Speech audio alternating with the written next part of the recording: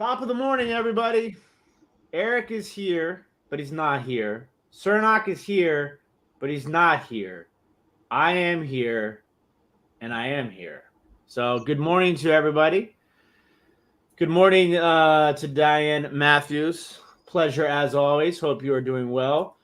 My friend Joe Deals in the building. What's going on, Joe? Oh, also who's here? Leroy's up there in the corner. Can't forget Leroy. Absolute Finds is here as well. Mystery Diva, morning. And Cat Swift, top of the morning to you as well. Appreciate you guys joining us. But yeah. I ran into Mike January House in Pennsylvania. I thought I saw a little Mike sighting on his Instagram. Yeah, we I was going to a card show in Pennsylvania, so I was like, let me just, if I'm going to be in Pennsylvania, I'm going to go to the flea market. I forgot how awesome this flea market is. It's like a flea market like Cernak would even like this flea market. Cernak approved? Cernak approved. There's a lot of clean out stuff. So a lot of good pricing, a lot of old stuff, a lot of like random stuff. It's not like a lot of dealers. I mean, there's a few sprinkled in, you know what I'm saying? And there's some not any of that like new stuff, like, you know, like products and stuff like that. Like, it's like a legit flea market. It felt so good to be there. But I had to leave DC at 3:30 in the morning. I left DC at 3:30 in the morning. I got to the flea market like around 5:45-ish. Yeah. Is that right? No, yeah, because I had to stop and get gas and stuff like that. So it took me a little bit under 2 hours to get there. Like probably like an hour and 50 minutes. And after that I went to the card show. And it was on a Sunday too. So it's really cool that it's on a Sunday because I could do other stuff. But it was oh no, Trashy Panda. Sending our best to your daughter. But yeah, it was a lot of fun, man. It was good to see Mike too. I didn't recognize him at first because he trimmed his beard, man. Hey, so I do have some news there. I mean, not just the bad news, but the good news. What is that? Let me see. I have my Airbnb listed as of right now. Let's see. It's up. You're finished. I'm not 100% finished. Like, there's still a couple little things, but it's close enough that I went ahead and listed it. Because, like, it opens Friday, technically. So I went ahead and, like, there's a lot to do about getting that straight.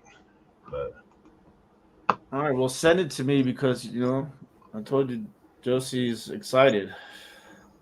Give me some brownie points. Trying to see here what the before it gets all booked up.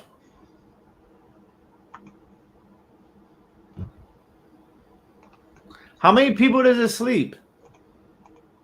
Technically 2. You might could squeeze one other person in there, but okay. Yeah, technically 2. I'm trying to see how to even pull it up without. This is how new things are for me.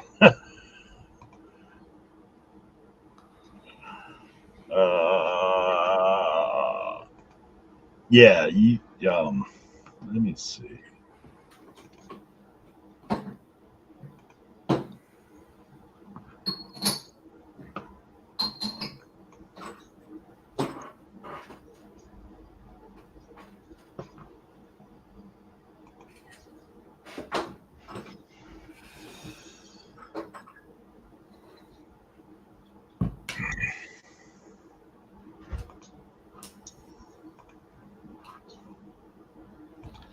Man, I got my fingers tore up on some crabs, man. Yeah, I cheat on the crab front. What do you mean? I go to the crab pickers to get crab meat. Oh my God, Eric. Don't say things like that out loud. You know what? You can't do that here in Maryland or DC, man. They'll look at you funny. I mean, you can. You can, yeah. You know what? Picking crabs, dude, you starve to death picking crabs unless you really are good at it. Like, I mean, I guess picking crabs is just like if you've got the evening to kill, you can, and you want to eat. Like, I'm a fast eater. Like, hey, look, them crab pickers, it comes in this container. It's already done for you. You just eat, saute it with a little butter. Oh man, you're ready to roll. That's why you have other things like potatoes and corn. Yeah. I mean, I've done the old crab boil. Like we do oysters like that as well. All right, here's the listing. Just DM me, Tim. Okay. I can block off the calendar. Oh shit.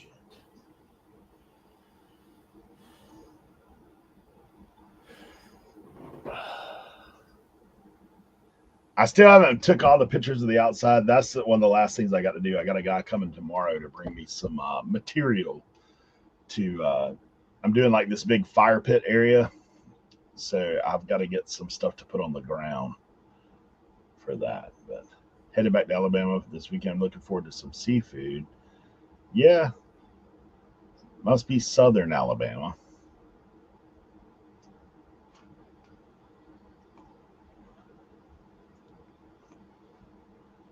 Right now we're under the market on the Airbnb. Because the market out here is like insane. You ready? Yeah.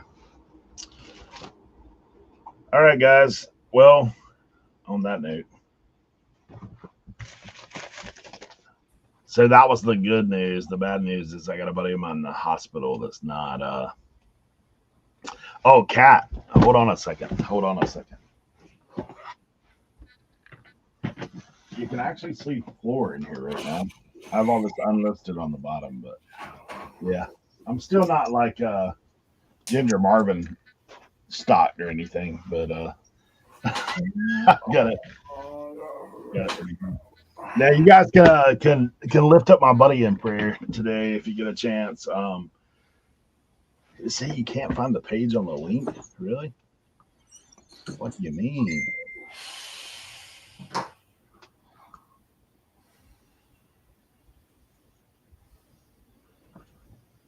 What do you mean here?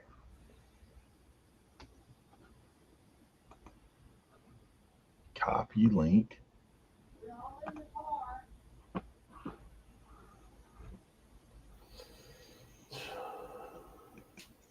Has anybody else been able to click that link to get to the page? Yeah, I'm headed to the hospital right now. One of my friends is in critical condition. I went and visited him last week, so his family called and told me that they're racing for the worst. So, at any rate, that's what's going on. All right, guys. So I'm not going to be here. All right, brother. I may check in later if I'm able. Yep. Keep me posted. All right. We'll see you guys. It's not working. Dang it.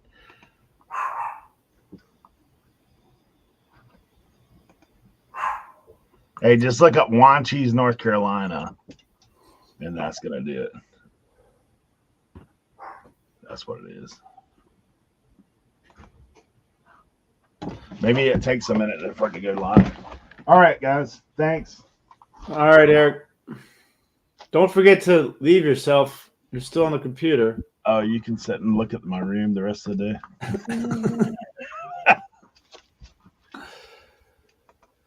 Will do, Brad. We'll keep you in.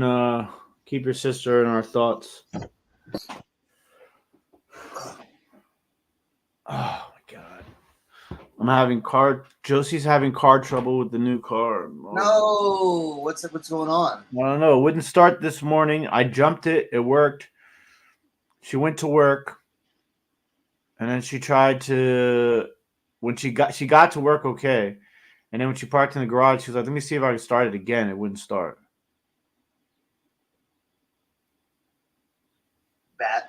Well, you're the most common thing, probably battery or battery connection. Yeah. You know what I'm saying? Yeah. Just basically the connection cables, you know. I would just check those. I could probably take it to Advance. Yeah. And they'll take a look at it.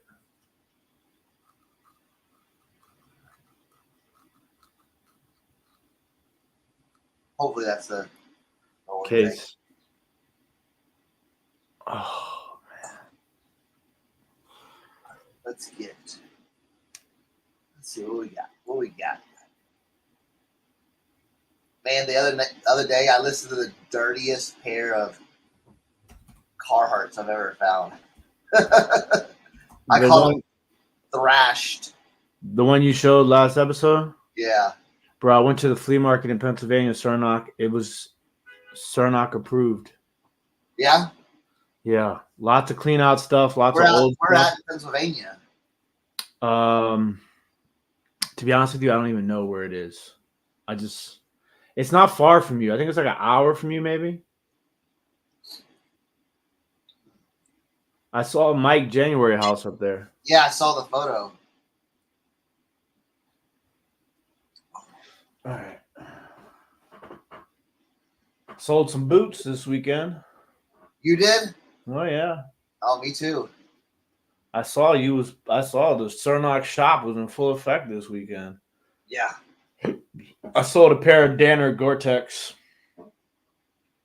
Bro, nice. Let me tell y'all, I'm gonna give y'all a banger right now. Okay? If you're ever looking at costume jewelry, I always pick them up if there's a you're probably not gonna be able to see it. I'm gonna bring up I'll share a picture. But if y'all ever see this brand, grab it. Because it is an absolute banger. If I could find out.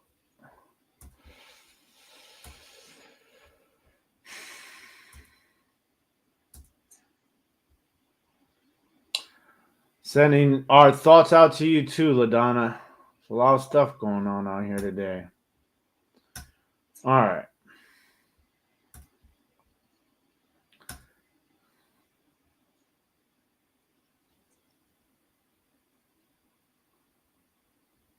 These are the earrings right here. They're clip-on earrings, okay? And this one had one stone missing, right? It had two. I found one of them in the guy's box. Couldn't find the other one. So one missing, one loose, right? This is the name of the brand. CINER, okay? CINER. Just go ahead and just look at the comps and the stuff on CINER. I don't even know how to pronounce it. Sinner, maybe? But I have this pair of earrings with the stone issue listed right now, right? I listed it for $100. And with the stone issues, it has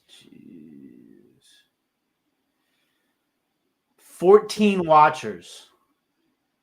75 views and 14 watchers. And I listed it like 2 days ago, maybe. It's pronounced Sinner, okay. But yeah.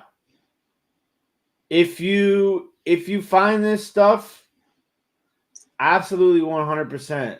Like I always, when I go through the costume jewelry or any jewelry in general, I always look at see if it's signed. If it's signed, I usually just pick it up. If it's like $1, $2. But this was a whole new thing that I learned. I had never seen this brand before. I think they're actually still making jewelry. They're the oldest, like, American jewelry makers. The longest standing or something like that. They've been making jewelry from like the late 1800s, I think. I did like a little deep dive into it when I started researching it. But yeah, if you ever see that stuff, pick it up. I gotta show you a couple things too, Sarnat.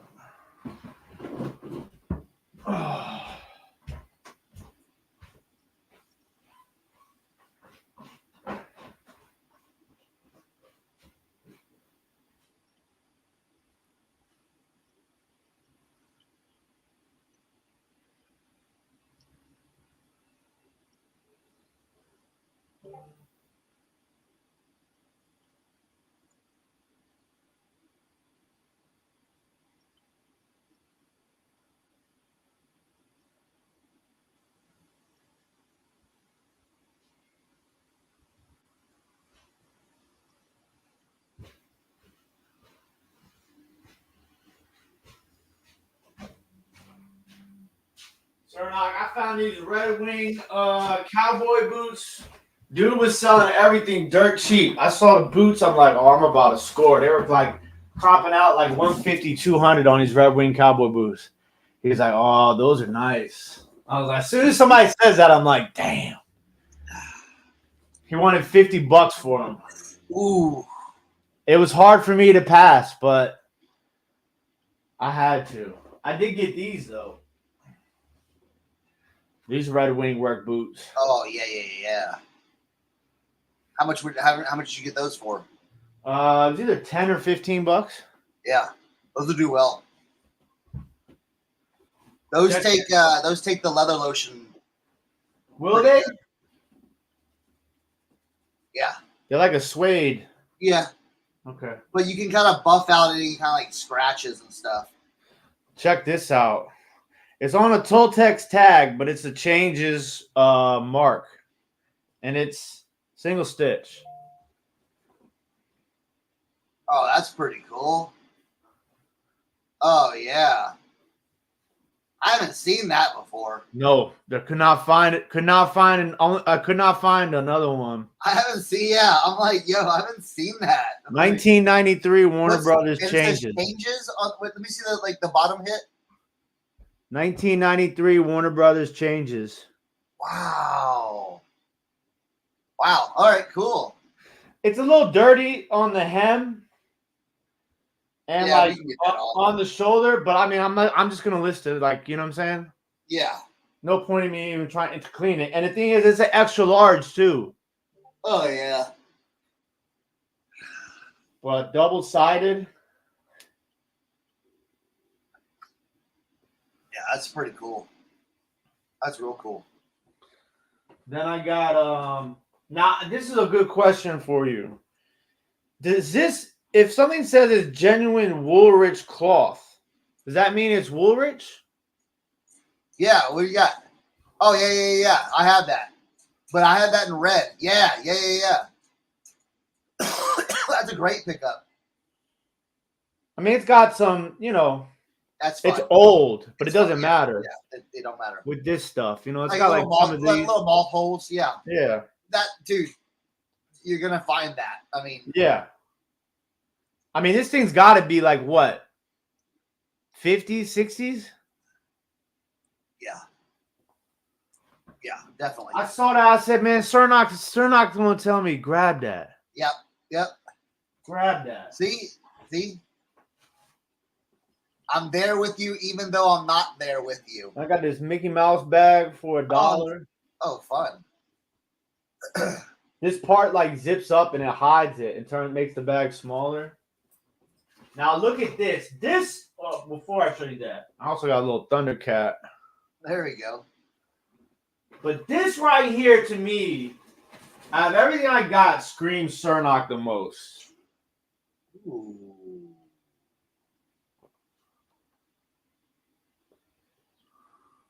This is like leather. What is that? I mean,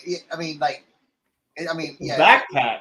backpack, but some sort of backpack. who makes it, or is there? There is no maker on this. It is old, bro. Oh wow.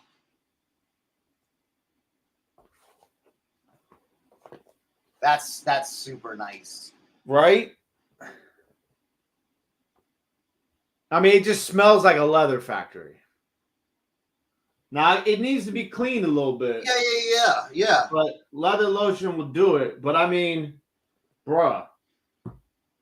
I got that.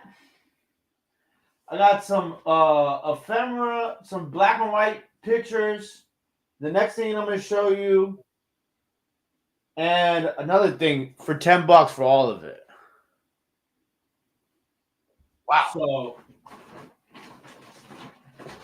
did you Google image the backpack or like? I did. Yeah. And it was. There's so many variations of it, right? Yeah. But I could not find any that had like a name, like a maker. Like I saw people saying that it was goat leather. And then like people calling it a rucksack. Rucksack, yeah. Cause it has because it looked like it opens up and it has does it open up at the top and have the flap like basically a rucksack is like you would just like throw stuff in there, tie it up, and then it has a flap that goes over it. Yeah, it's got these. Yeah. So that's a rucksack. Yeah.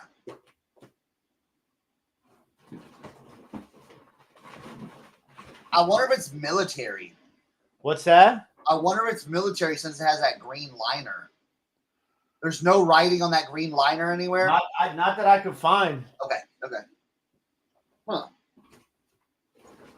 But I was like, man, this is just like it felt so good and it looked good. Like it just looked old. And what you should do is stuff it, yeah, and then take some pictures, and then send them to me, and then we'll go from there, and we'll look. All right. And then I got this. Oh wow! No figures in it, but it's so hard to find these with this like in good condition. What's the little sticker on the top? Toy Works. Okay. 1990. Is that from a store? Is that from is that a price tag? Yeah. 1991. That's cool. So,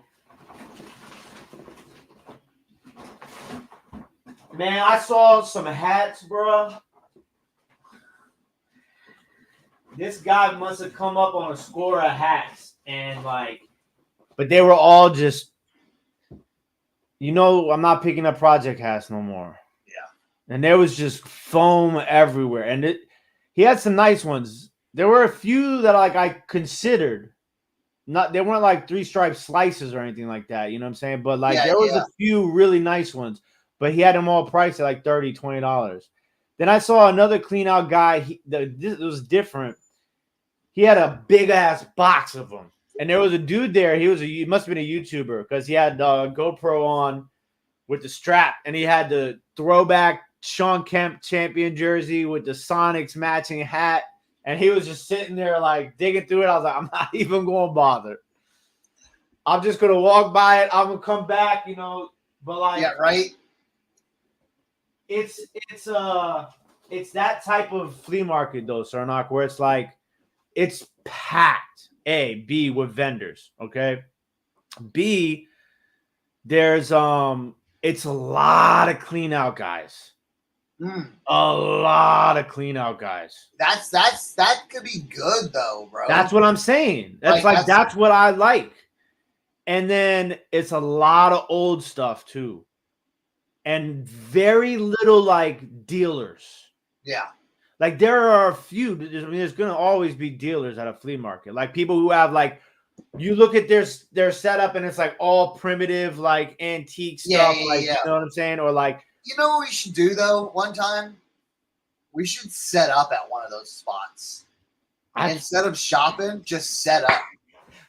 I was running through my mind, Cernock, 1,000%. You know what I'm saying? Because we shop and like I have more stuff than I ever need.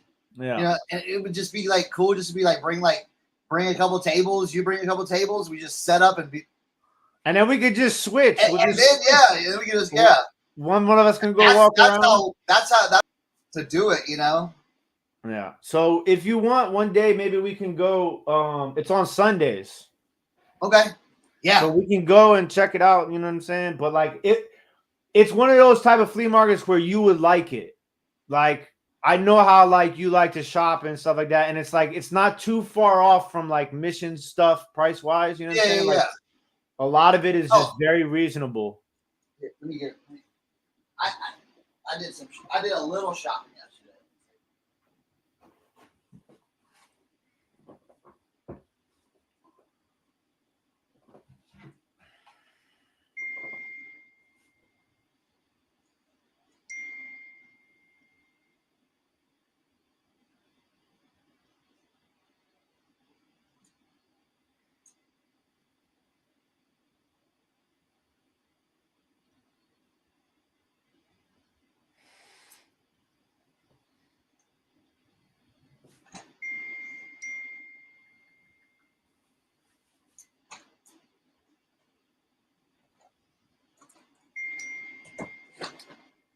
So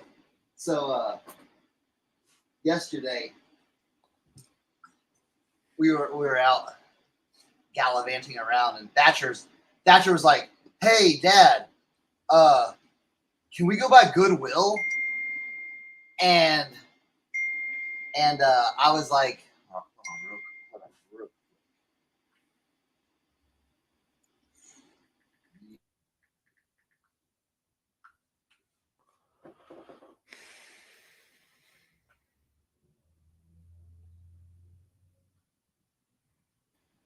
All right. What was I saying?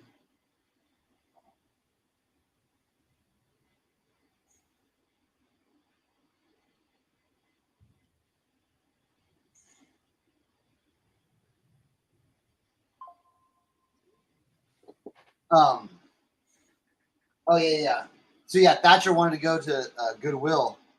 He saw a video that they had. He saw some online video that they're like, "Oh, go get your Nerf guns at Goodwill. They're like $3-4 a piece." And he's like, "Man, can we go?" He goes, "They got Goodwill Nerf guns at $3 a piece." I'm like, "Yeah, I see them all the time." And so he was like begging me, like, "Can we go?" I'm like, they may not have them. He's like, "But let's just go anyway." I'm like, "Well, after I get all my packages done in the afternoon, we'll go drop them off and then we'll go." Because I really haven't done a lot of shopping. I've just been trying to list. Yeah. And so we stopped at Goodwill, and if we, I'm stop at Goodwill, I'm gonna be looking. You know what I'm saying? Yeah, of course. So it's like, and women's Carhartt boots. How much were those? $5. What? In what world? Never in my world. See, listen. They've got different. They have different pricers. Okay. So, if you have some people pricing stuff, dude, everything's like $20-$30. For shoes. Yeah. And then sometimes you'll come in and it's $5, $7, $5, $7. I'm like, and so that's what I hit today when I went. Oh, and that's found like 5 or 6 Nerf guns. And I'm like, oh my god. And guess what? I bought them all for them. Yeah. Fry boots. Nice. $350. I already looked these up. $7. Oh my gosh. So I was like, yeah, I'll go with those. Because you know why? It evens it out. It evens, my Mission stuff evens out this stuff. So for sure. And I mean, still, it's not like you're paying $20 for those. No. These cleats, these are Predator .1s. So for Adidas, $5. So, and then these, I just picked these up because these were with the Fry boots. These are like Emmanuel Crasto made in Italy boots. So I mean, like, look, they're literally like in great condition, and $7. So I was like, all right. And then I did make a mistake. I did make a mistake because I was like, because I guess I had seen the price, like Ultra Boost. I'm like, yeah, sweet. I'm gonna clean these up. I'm like, yeah, sweet. They're $5. So I just threw them in the cart. I got too excited. Got home. But I think for these, I swear I can get a needle and thread and sew that back together. And just like clip all this stuff off. I don't know. I've got someone that could wear these if I fix them, so it's not a big deal.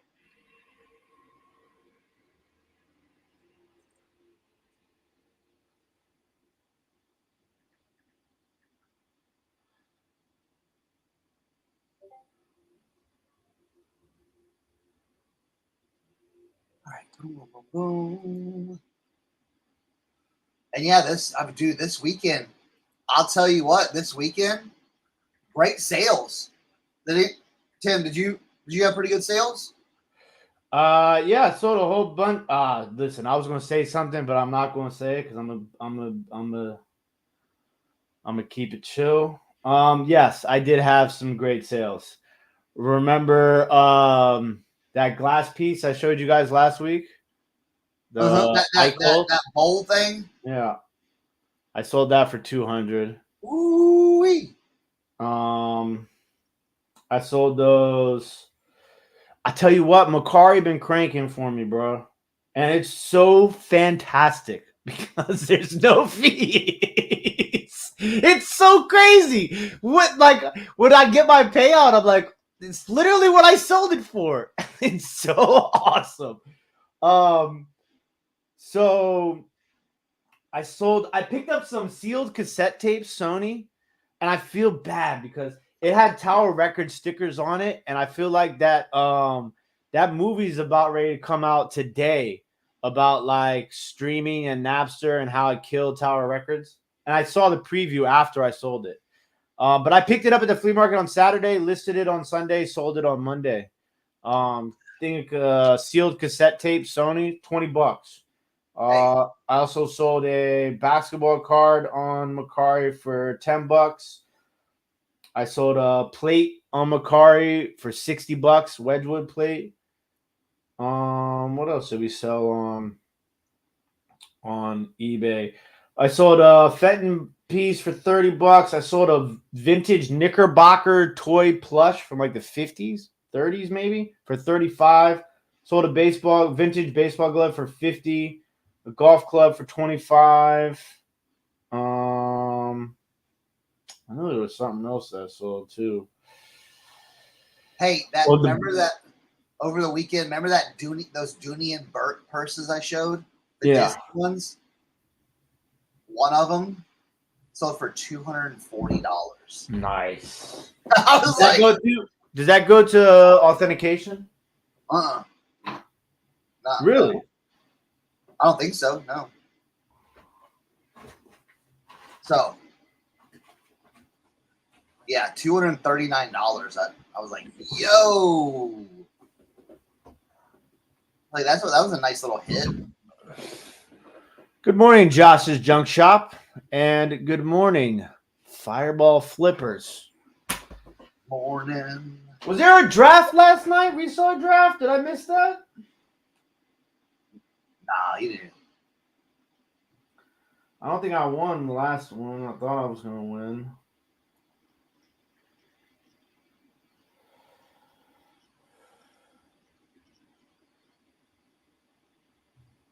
Okay, there wasn't a reseller draft last night. I don't think there was.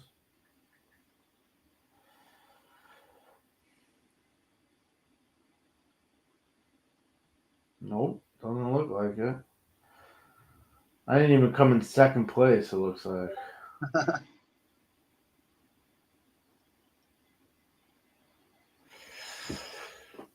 They did it? Where? What channel was it on? I didn't see it. Best music videos. All right, I gotta finish taking these pictures for this glass sale I have tonight, and then, damn, I gotta worry about this car. You'll be all right. You'll be all right with the car. It's gonna be a simple fix. There's no such thing. Yep, it's gonna be a simple fix. You'll be fine.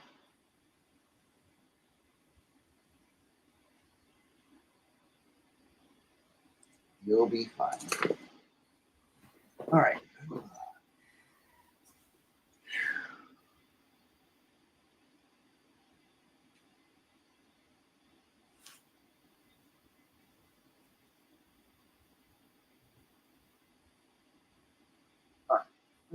Oh my God! Speaking of which, I saw Keith on here. I'll tell you what else I sold yesterday. I sold 2 University of Miami pennants for like $170 Oh, nice. on Etsy.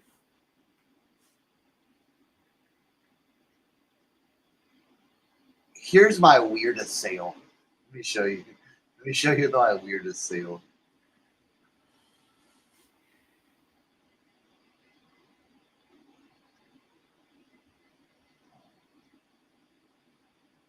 I mean, it's nothing crazy, but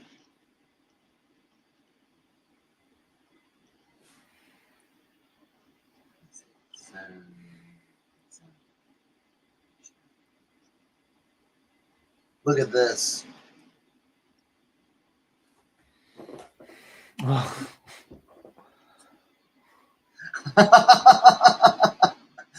I sold this for $40. That is hilarious.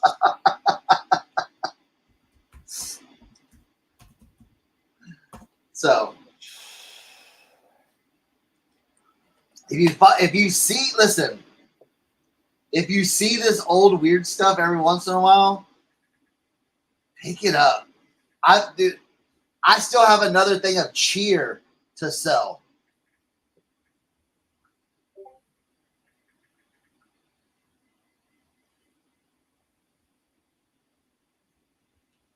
He said those, was it the flocked felt ones? Yeah.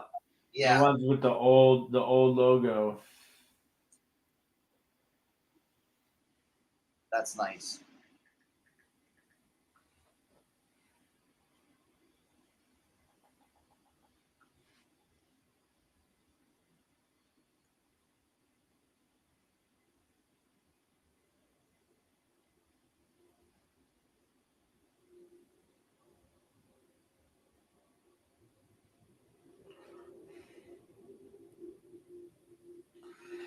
I got a couple pieces of glass that's got me. I mean, I dug this out of one of those clean out boxes. It was so dirty.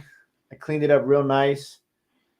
I was just trying to confirm if it was Murano or not. I think I asked somebody that I trust their opinion. One person said it might be Czech because of the color, but somebody else said it's definitely Murano.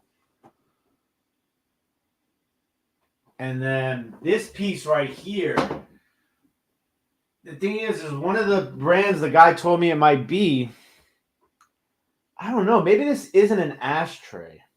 I thought it might have been an ashtray, but now that I'm looking at it, I don't think it is. I just think it has these indentations on the end of it. But beautiful piece. Because they're like more like this little circle imprints. They're not like slots. So I don't think it's an ashtray actually. Huh. But he said it might be. Said it's Murano. No, it's not an ashtray. Okay, I'm good then. But yeah, the Murano is the first one is definitely Murano. I might sell that in my live sale tonight. We'll see. Oh, Josh's Junk Shop said sold a Billabong Metallica collab jersey for $169. Dude, that's pretty sweet because they only released that collab like a couple years ago, I remember. Yeah. That's pretty sweet. But I think this might be Fligsfors.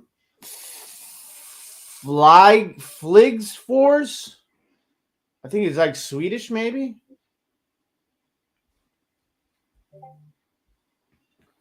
I don't see a signature anywhere though. 540 Flip sold 6 bars of Tone soap yesterday for $100. It's crazy. Hey, crazy. Look at this. 540 Flips. Did you just go in and steal my pictures and everything like that? Am I listening? Because I like about 2 months ago in March, I sold two. I had 12 of them, and I sold two 6 pieces for $100. That's crazy. You said that. Yeah, Tone soap. Be on the lookout for Tone soap. Oh, he had the yellow cocoa butter box ones. Nice. I mean, even better, bro. Even better. That's awesome.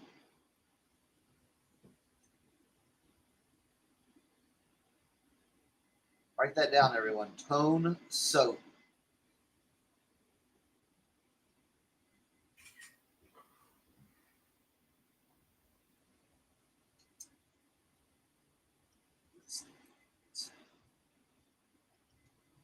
Yeah. Yeah, mine were for the multi-packs. Yeah.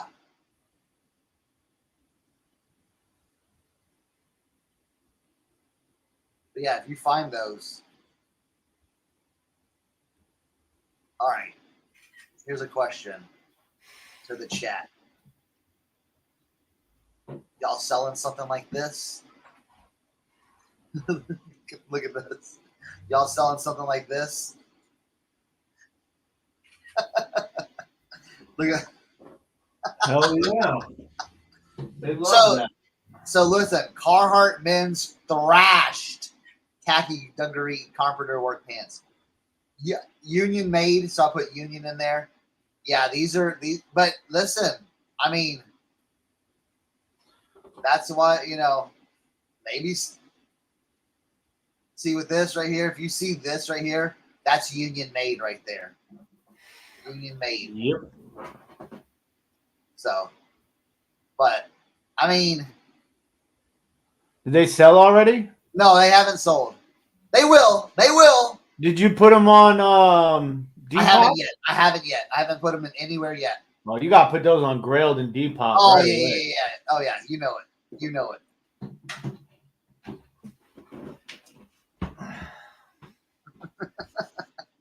I wash my boys' clothes when they finish mowing.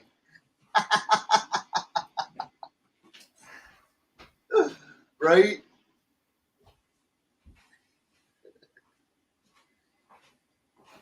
But I'm telling you, thrashed Carhartt is the way to go. Like pants and stuff. But pants right now for Carhartt pants, I've been passing on some because not all. But if you find the double knee pants, it's the double knee pants for Carhartt.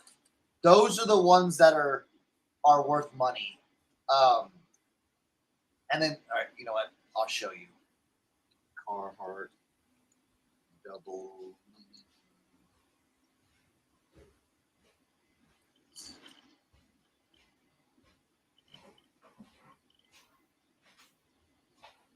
It's like these. I forgot.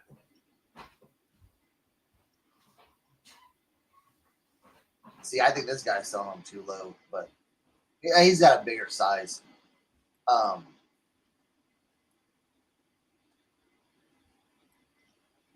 This is what I'm showing. These are double knees. So when they have this outline right here, it's another piece of fabric. That's what you call a double knee. So you can see it like right here. So it's basically 2 fabrics over the knee. These are very, very popular right now with everyone.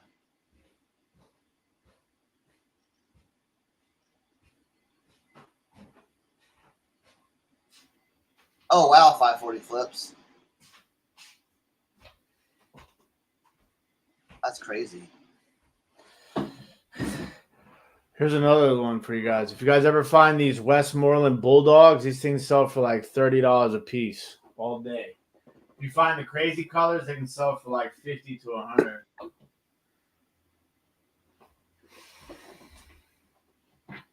Right, Doyle?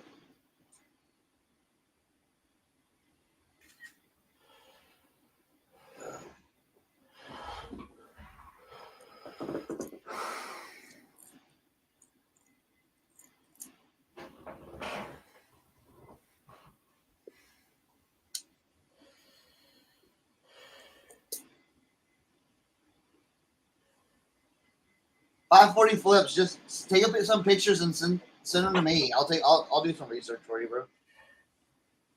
I'll help you out with the vintage Patagonia stuff.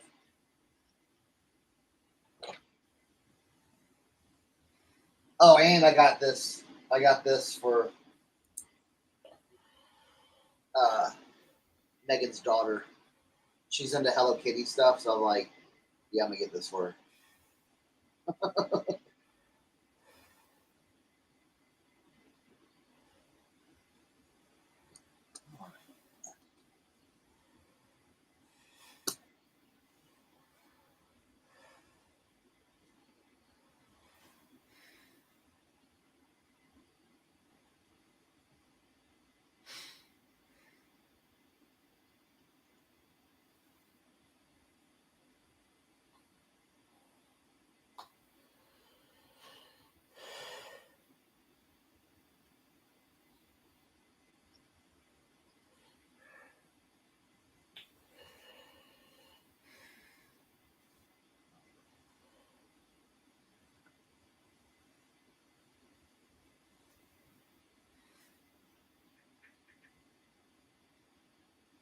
There we go. Little stubby boot here. But see, I'm gonna go in there and hit that with a leather lotion, and that's gonna be nice. Like when you pick up boots like this, dude, leather lotion will fix all of that. Just all that little, just get in there and rub it down.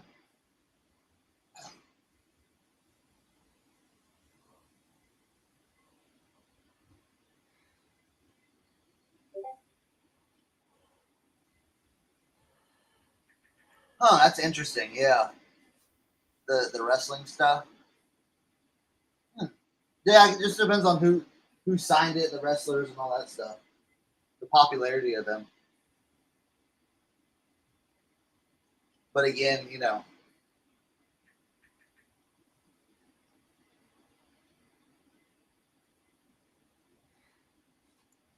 let's get this lace. I'm lacing up my boots.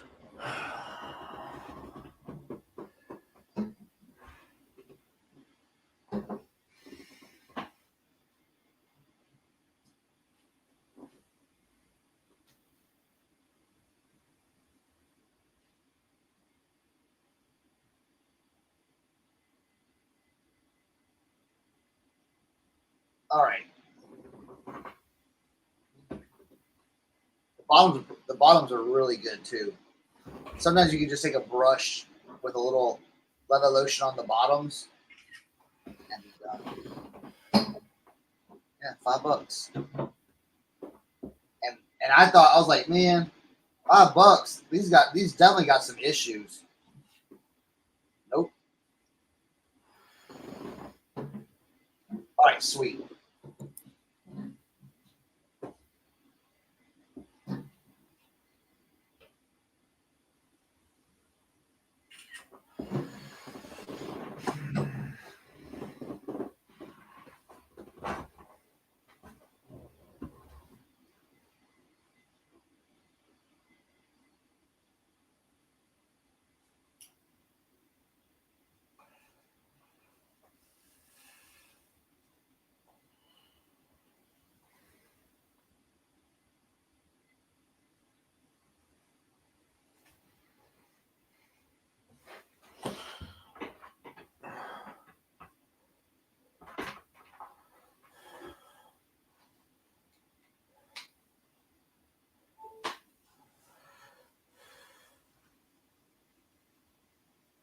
Let me tell y'all.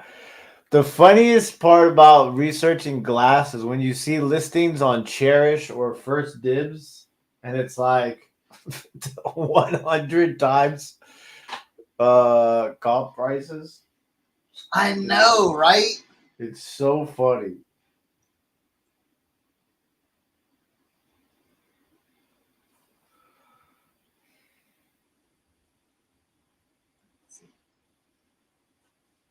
started ticking on.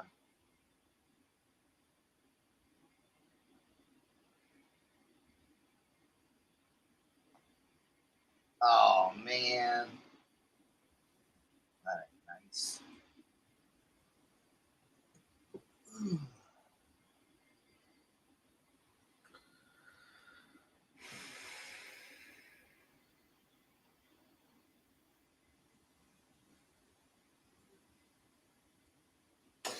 I watched Reseller Leftovers the other day, and Dan wasn't on there because he's getting his bathroom redone at his house, and Jimmy and them had on this girl that lives by Jimmy, and she does like reselling with her mom. I think the name of their channel is called Mother Daughter Thrifts or something like that. Huh. She was really cool, super interesting. She had a lot of information about stuff that, just like very across the board. She was really she was super funny too. She's like a video game geek also. Like she loves playing Fallout 4. It's like her game. Like it's all she plays is Fallout 4. But like she does a little bit of everything, and she collects, I forget what they're called. They're these type of dolls, American Girl dolls or something like that. Yeah, American Girl, yeah. And she was telling me, but she was telling the podcast about like how expensive some of that stuff is. It's crazy. And then her mom like does like specializes in like designer bags. And she was showing this vintage Louis bags, authenticated and everything, like vintage Louis. I think it was like 80s with like the fringe tassels. I call them tassels. Jimmy calls them tassels, but apparently they're just called fringe. And it's like a crazy bag. I mean, some of the bags that she was showing was just bonkers, bro. Like some of the stuff that her mom be finding and they be finding. She's like, sometimes it's like it's hard for her to sell some of that stuff because they're never going to be able to find it at that at anywhere close to that price. Oh, there he is. I was just talking about now her name. I can't remember her name. What's the daughter's name in Mother Daughter Thrifts, Jimmy, who was on the podcast? Damn, I feel bad. I can't remember her name.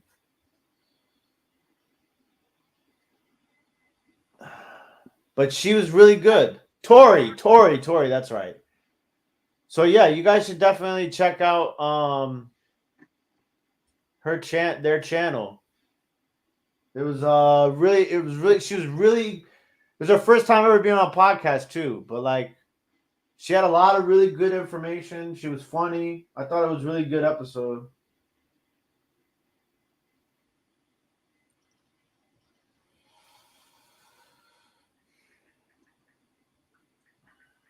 All right. You were talking about cross listing. I do need to cross list some stuff. So if anybody hasn't done Vendoo, this would be a perfect time. There's a little your Vendoo registration. If you haven't signed up for Vendoo, go ahead and use that link. Use my link right there. This is how easy it is to use. I'm so close, Cernock. I'm so close. So all right, so I've already imported these. So if you ever want to import anything, you go over here. Now these have already been imported because they're duplicates. I don't think I have anything else to import. Let's see. I do. Okay. So see, I listed these. So you just select these, import one item. So these are on my eBay.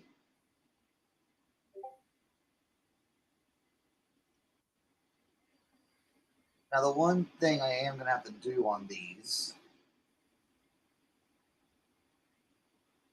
All right, so that's imported. Boom.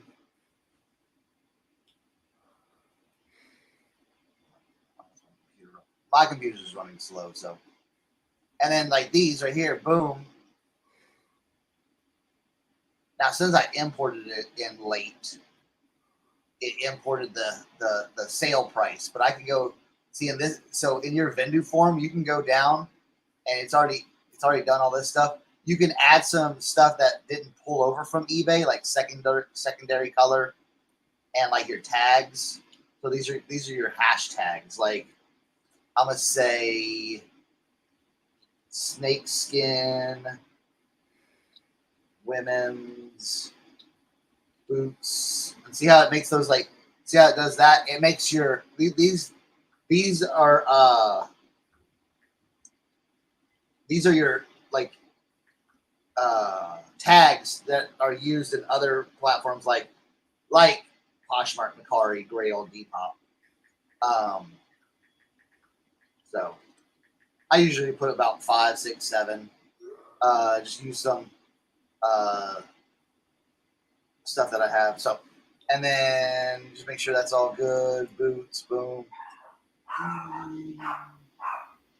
Make sure the size is right. For some reason, the size is not right. There we go, bam. And I'm gonna boost it up to 100 bucks because that was my price before. So we're gonna save that.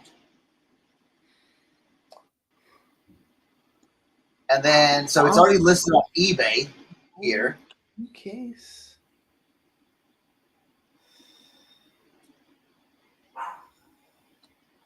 Oh, I'll take a look at that, LaDanya. Did you see this? This sounds like something Cernock would find.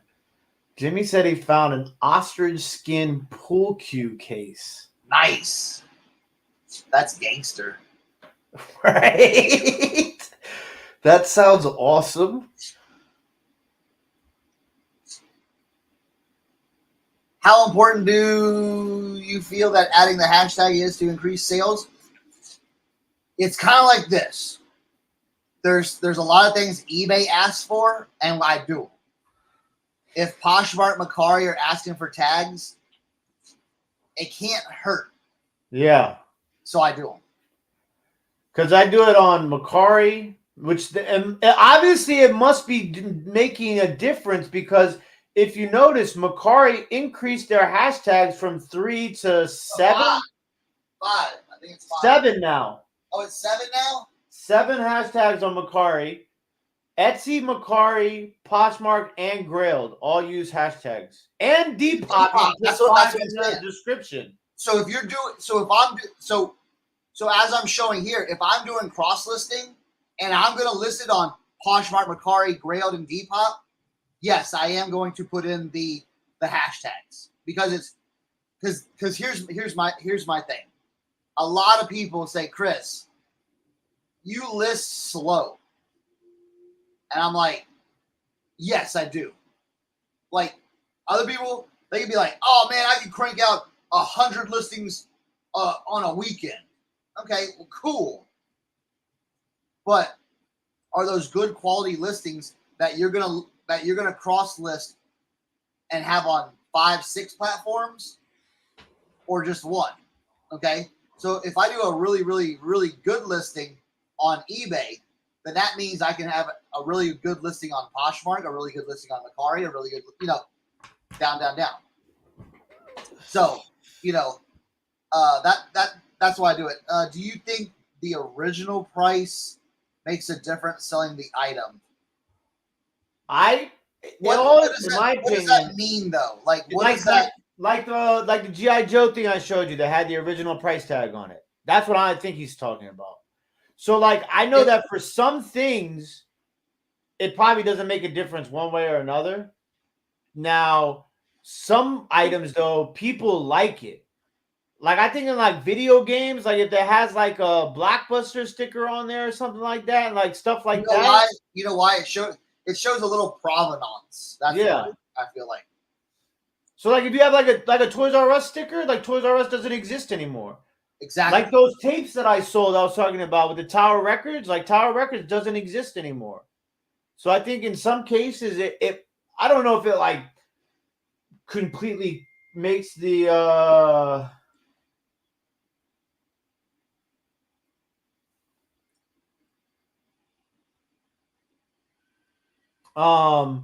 it doesn't make it crazy, but I think it does help. Yeah. All right, so then after you have it set up in your Vendoo form, okay, your eBay's already listed. So you see right here, listed. So if I go to Poshmark here, okay, it's already got the title, description, brand, all this filled out. Here's my style tags. Here's my quantity. Okay. Now, the only time that this is where I start looking. So all this is good. Your pictures are here, title, description, brand. So you don't have to fill any of that out. The only thing I always kind of do is, since categories are different from eBay, like eBay uses different categories than Poshmark and Mercari, and they may call them just different things. So that's where you have to kind of like look to say, okay, is there anything in here that's, so this is heeled boots, but then they have over the knee boots. So I would say these are over the knee boots. So eBay didn't have that as a category. So I'm gonna put it in that one right there. And see, then it switches up the size. But then bam, bam, all this is all good.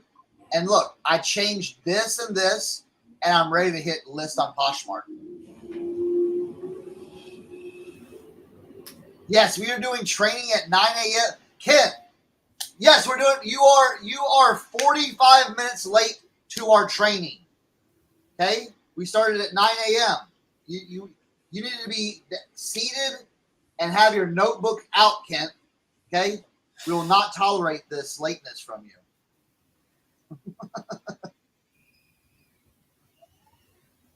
All right, the listed asks for original price and then cross. Oh, on Poshmark he means. Oh, we went down a whole different train of thought. That's why I asked, because I was like, well, it could be for the Poshmark thing. No, I put zero. I put zero into everything. I don't put an original price or anything like that. And that has never. I don't think that affects it at all. So.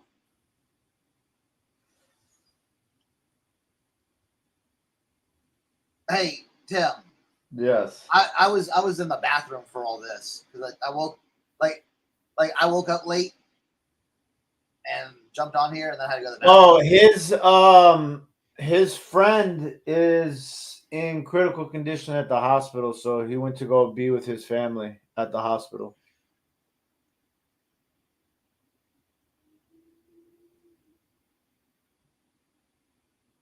All right. So did you see how easy that was to list on Poshmark? So then the Mercari's right here.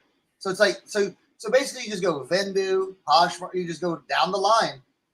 Okay, bam, bam, bam. So you have your title, your description, your brand, your condition. Again, that's why writing good descriptions, writing good titles is important, because these are going to all the platforms. So here we go. Color, boom, boom, boom. Here we go. Boots. Right here. And then I'll hit optional feet. Right here, over the knee. And then sometimes it does, let's see. I would say party and evening. I'm just go party and evening. And then heel height, it's high. There we go. So material. And then faux leather. Okay. So it asks us for Mercari, it asks us for 4 optional fields. Great. We filled those out. Okay, then we'll come over here, do the shipping. Okay, bam, right there. Price is good. And then we're listing it on Mercari.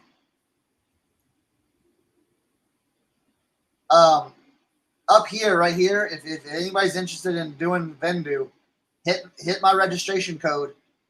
Okay, I think it gives you 20% off your first month. Try it out. So, all right. So we got now. Here's the thing. Here's the cool thing. As you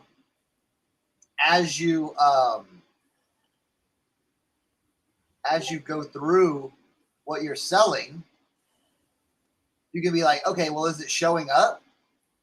And look, those boots are right there on the Poshmark. Okay. And then we'll even go into the listing. And there it is, right there. So that's how it looks from, all I did was take it from Vendoo, and here it is, right here, fully listed, fully ready to go on Poshmark now. And what did that take? What did that take? Probably 20 seconds to cross list it, 30 seconds to cross list it to Poshmark. All right. Now, sometimes on Grailed, I'll tell you this, on Grailed, I always go and I'll look for the brand. If the brand's not there on certain women's stuff, I will skip Grailed. Why is that? Because women's stuff is kind of still new on Grailed. Oh, okay. I get what you're And saying. it's hard to do it because you can't, because it's not listed in their brands.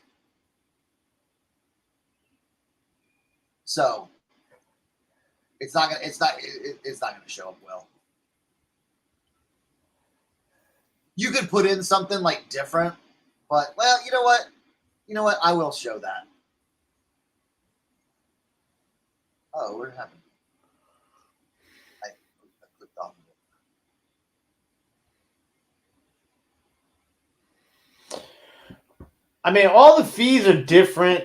It really just depends. I mean, to me, I think there's nothing out there. Oh. outside the district.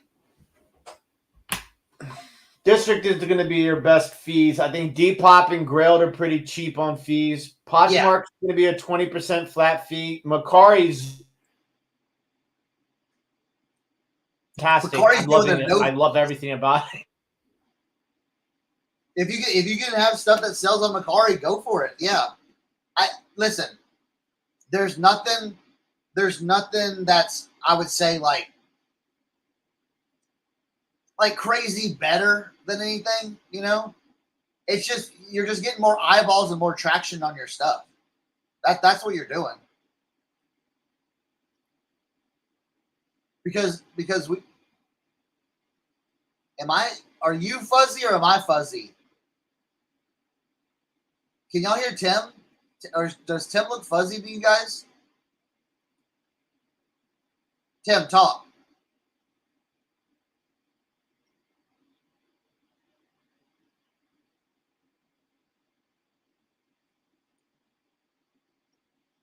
Can y'all hear Tim? Can y'all hear me? Am I the problem? No, I guess it was Tim. Can y'all hear me? Check. 1 2 1 2. Check.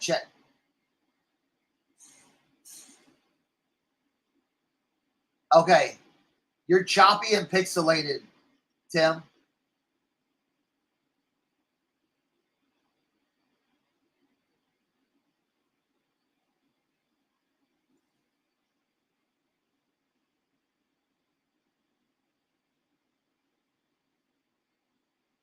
Okay, I'm good. Okay, good.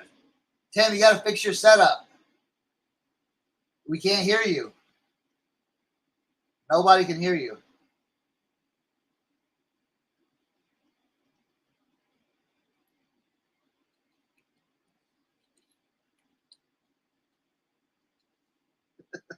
There you go, Tim.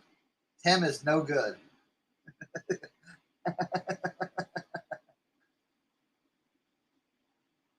Yeah, we can't hear you, Tim.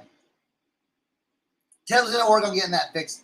Now, here's some things I could do. I could put probably, since these are brand new, they have a thing that it does say brand new.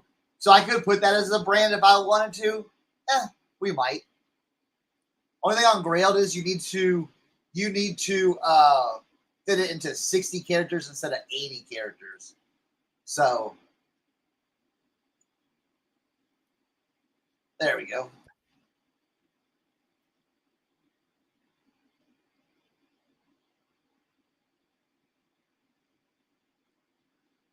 You're muted, Tim. Yes, Tim's in the Matrix.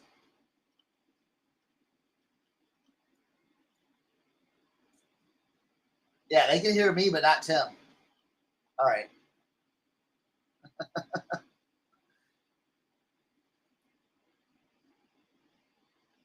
Tim didn't pay his streaming bill. They just shut it down. Like in the Black Mirror. Remember in Black Mirror, that one where you walk around and you can see all the people, but then then if you did something bad, it like shadows everyone out and everything like that.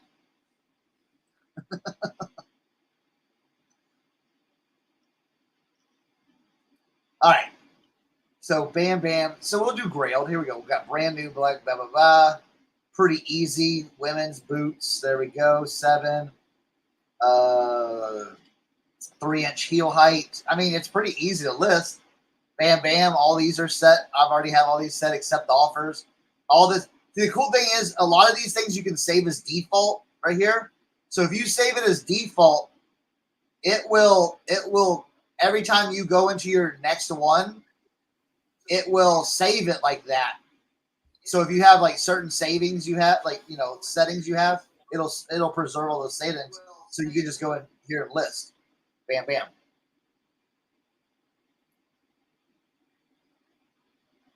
So there's that.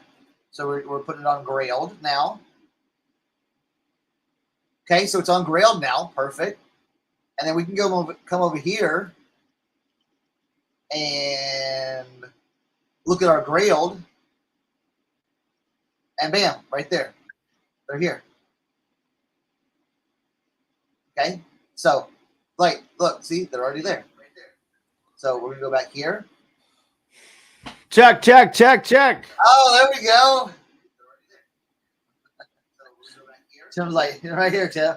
Do you hear the words that are coming out of my mouth? I don't know what that was.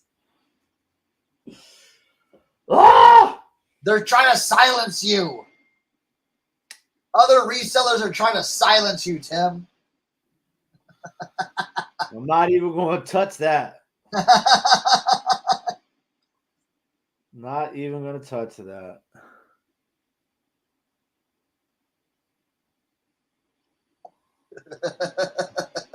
All right, so then for our last one, if you're still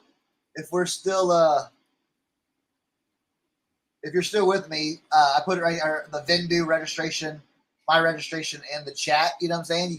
I think you get 20-25% off your first month. So if you haven't used Vendoo, go ahead and take a look at it. Okay. Now listen, is cross-listing for everyone? No. Cross-listing is not for everyone. But I will tell you, if you sell like anything clothing-wise, anything jewelry-wise, anything home decor even, you should be listing it on Posh and Macari. Wouldn't you say that? Right, Tim? 100%. Listen, if you're not cross-listing to Macari at this point, I don't understand. Like, what is the downfall of cross-listing to Macari? If you could sell items for 0 fees. Well, and here's the thing: even though Macari doesn't have as much as a search or a, you know, why not take the chance? Yeah. You saw how fast you can list it on Vendoo, and when you sell something, it has the auto delister. All right, I'll go into that. Yes, we'll go into that. Okay, so on Depop, when you do anything on Depop, you only get 8 pictures. So you got to be very selective. So sometimes you move out. I moved this one out. Okay, I moved this one out because I already did the background, so you can kind of see that angle. So I moved that one out. That's fine. There's my descriptions. There's my tags. Tags are kind of important in Depop. Okay, there's your condition. Bam, bam. And then on Depop, you have to fill out some other stuff too. So designer, dead stock, since these are new, age, modern, and then style. I'm going to say...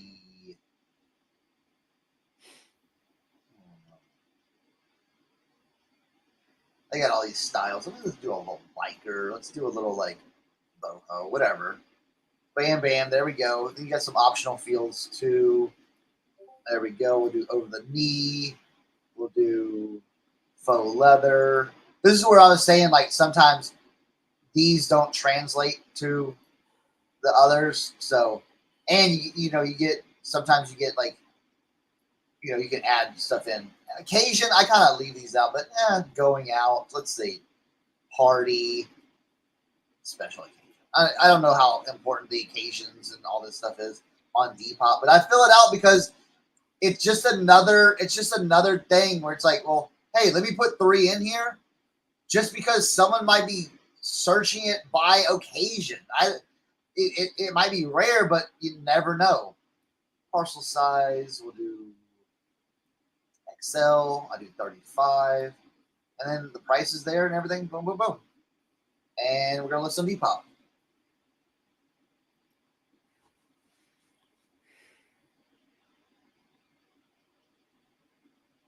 So bam, there we go. I'll come over here.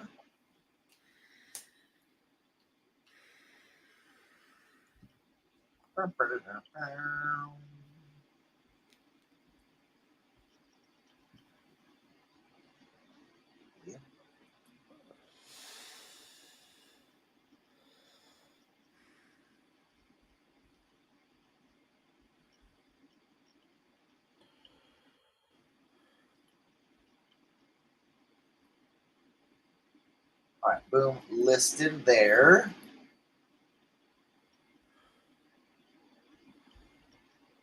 And then we'll come over here and see that these boots are listed on Depop right here. So we've got the Depop listing, we've got the Grailed listing, we've got the Macari listing, and we got the Poshmark listing. Okay? All from right here. So we can go back. And that's what's really cool is I'll show you something. I'll show you something really cool that I really like on Vendoo. These are just little things. Say I wanted to just, when you have it set up like this, you have these, like you can see, hey, it's listed on eBay, Macari, Grailed, Poshmark, and Depop. Now, if you straight up said, oh, hey, I want to go to the eBay listed and look at something real quick, you can just hit this right here, and in another tab, it pops up your listing right here. So it's a really fast way to get to your listing in that platform.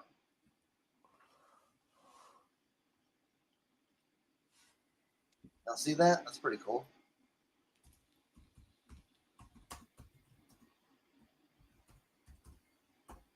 Oh, thank you, Lisa. Hey, that's what we're here for. Bam, bam. So you can see all the stuff. Now here's the stuff. You can see all the stuff that we've, you know, by here that we've listed. Now the cool thing is you can say, hey, what haven't I listed? Now, if you go up here, you can start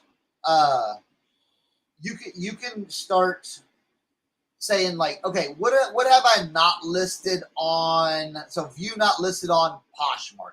So basically I use this setting as something that's like, okay, usually when I do cross listing, I'll do it where it's like, you know, everything's imported from eBay, and then I'll get a stack, and then I'll go, okay.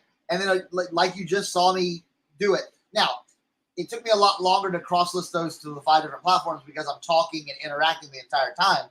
But if you get on a roll, you can just cross list, and be like, all right, hey, you know, what I usually like to do is I'll list on eBay, import it all to Vendoo, and then let it sit there for like 1 or 2 days, and then I'll come back and cross list it all. I always give eBay that first opportunity to sell, and then I'll cross list it for some reason. I don't know.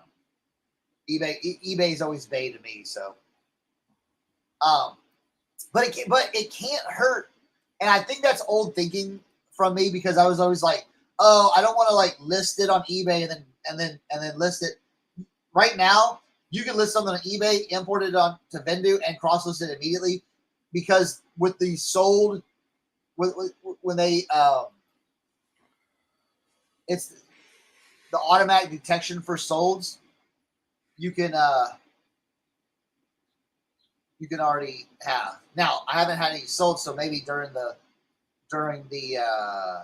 course we'll sell something and I can show you how it automatically delists from yours.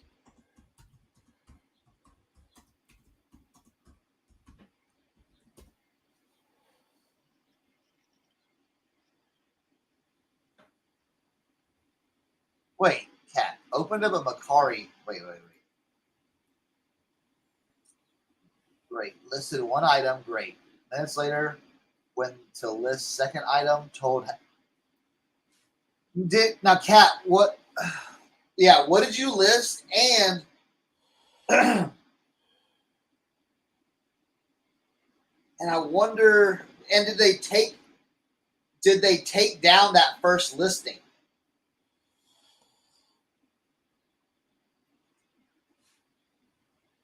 Here's a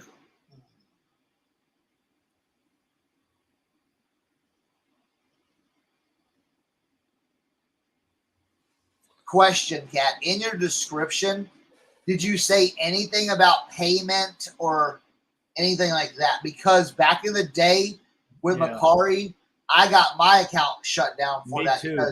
because back in the day before managed payments with eBay, everything was through PayPal. So in my bottom little thing, it said, we only accept PayPal through eBay. We do not accept checks, cash, or anything through the mail. When I posted that on Macari, the bot hit that and saw PayPal in there and thought I was doing an off-site transaction. And then mine, I had other things like my Instagram account and my listings description and everything. Yeah.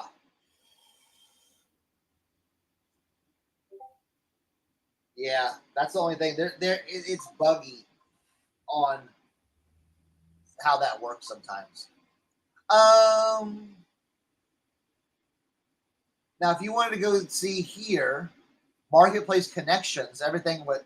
So I'll go through this. Okay, I don't know how many people are not on Vendoo and want to be on Vendoo, but hey, yeah, if you have the word PayPal, Cat, if you have the word PayPal in your description, that's why it got flagged.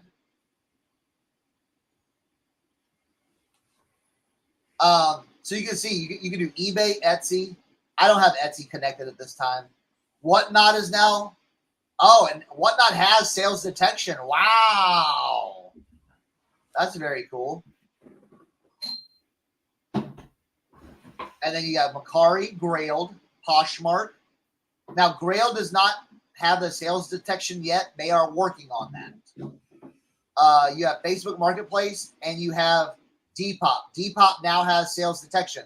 The only thing that had sales protection or detection was Poshmark and eBay. Now they've added Macari and Depop with Grail coming soon.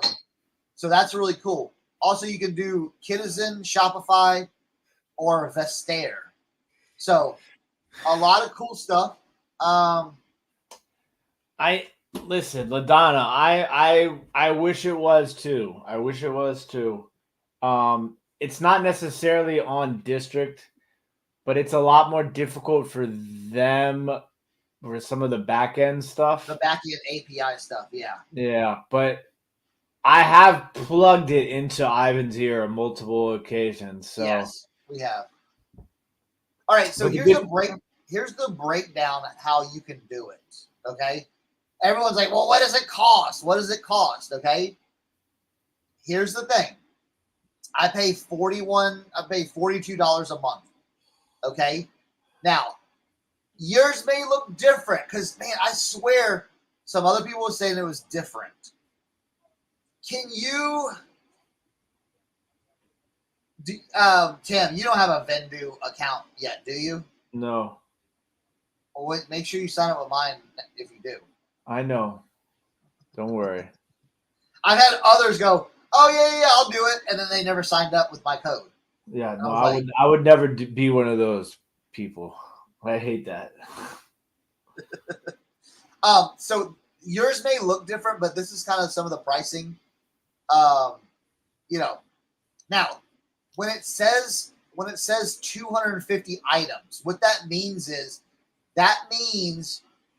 you have 250 imports or new listings a month.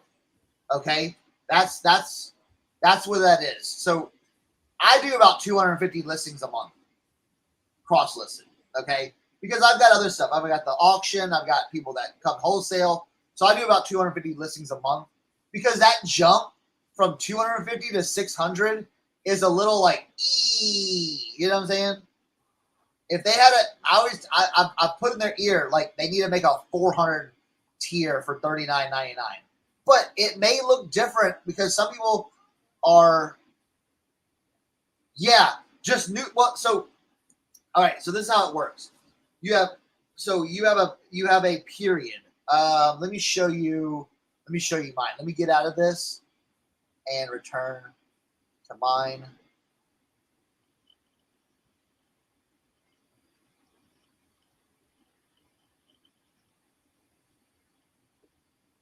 Well, my computer's going. I have an old computer, so it's slow. So if you see up here, right here, okay, I've used 31 out of 250 listings, but that goes from June 6th to July 6th. That's my period right here. June 6th to July 6th. So I have 250 items, okay? And then my add-ons is all marketplace, and I'll show this. I bundled it, okay? So that bundle, so my plan is $30 plus my bundle is $12. So that gets me to $42. Okay? But let's go back here.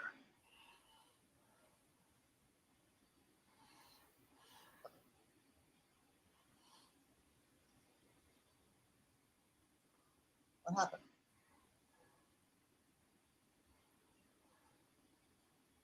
Let's refresh that page. Yeah. So what you do is no, I don't think you can give memberships for that, Jackie, but I appreciate that. So what you can do is, all right, here we go. This will explain it better. I'm not gonna change my subscription. I like my subscription, but you can see, and I'll explain it while it's loading. So you get 200. So on my plan, you get 250 imports. So, or new listings. You can list directly into Vendoo and then send it to eBay.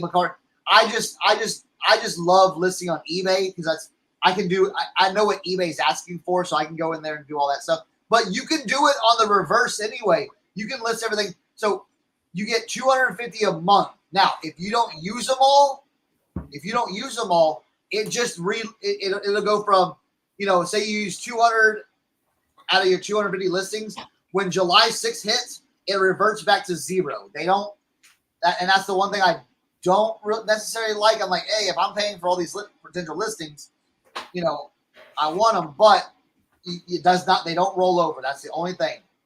Now, if you go into here, so you can do your starter plan, 25 items, 125 items, 250, 600, 2,000, 4,000. I have seen on other people's, they have an unlimited plan, but I don't know if that's for new people or old people. I don't know. And then you come here in the bundling. Okay, so I bundle it. Importing, relist, and delist in all marketplaces. I just put it in the bundle. I think I've told them before, hey, why don't you just put all this stuff in and raise these prices a little bit? But I don't know if everyone has to do importing, relist, and delist in all marketplaces and bundles. Okay, there's my credit card and file. You can see that. So I paid $42 a month for Vendoo. I will tell you this. I think it is totally worth it.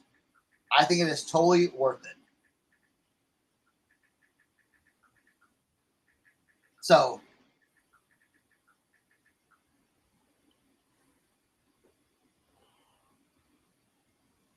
especially with your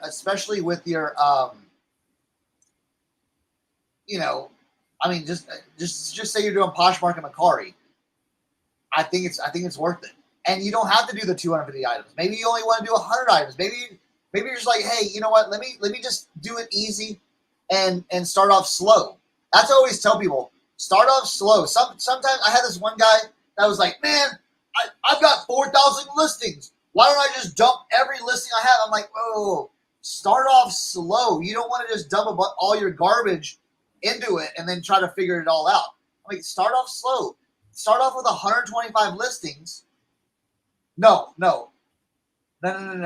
So, and I'll answer this question because I know this is.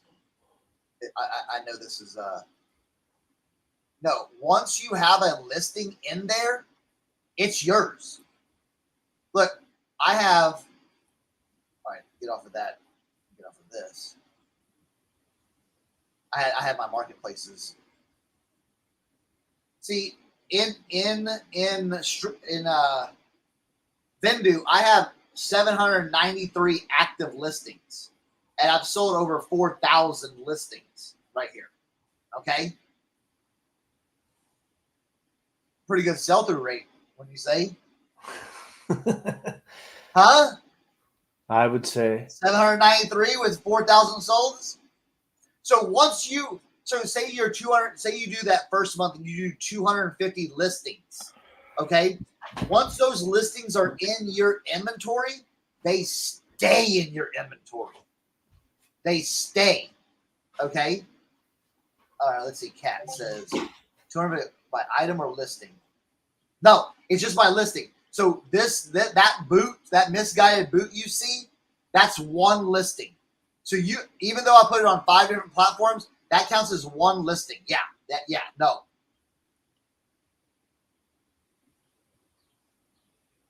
Yeah. It's just your Vendoo listing that counts. Yeah. Not to the other platforms. So yeah, you can say you had say you're starting out new and you had 250 items on eBay. You could import all of those 250 items and then be done with your listing count for the month. Okay. And then from there, you can just work on all 250 listings during that month to cross list. Boom, boom, boom, boom. Now, say you're like, man, I did 250 listings and I want to do a few more.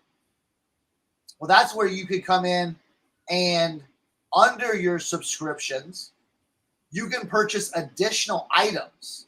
So you can purchase 20 more listings for $3. Okay. And again, that's 20 more imports to it. Okay. Just like I import. So if I go here, sorry, I'm bouncing all around. All right. So if I go to my imports, okay, now I've already imported these are just duplicates, but say I just listed this Harley t-shirt and it came up as my import. When I click this and import one item and it goes through and it pops up here, that's the one item. Now, the only thing is the one thing you have to realize is if you have an item that say it sells on eBay and they're like, oh, it's a cancellation, and then you cancel it and relist it, you have to go back into your Vendoo and either re-import it or take it off of the sold and mark it. And there's a way to do that. So, all right, good. Thank you, Lisa. I'm glad.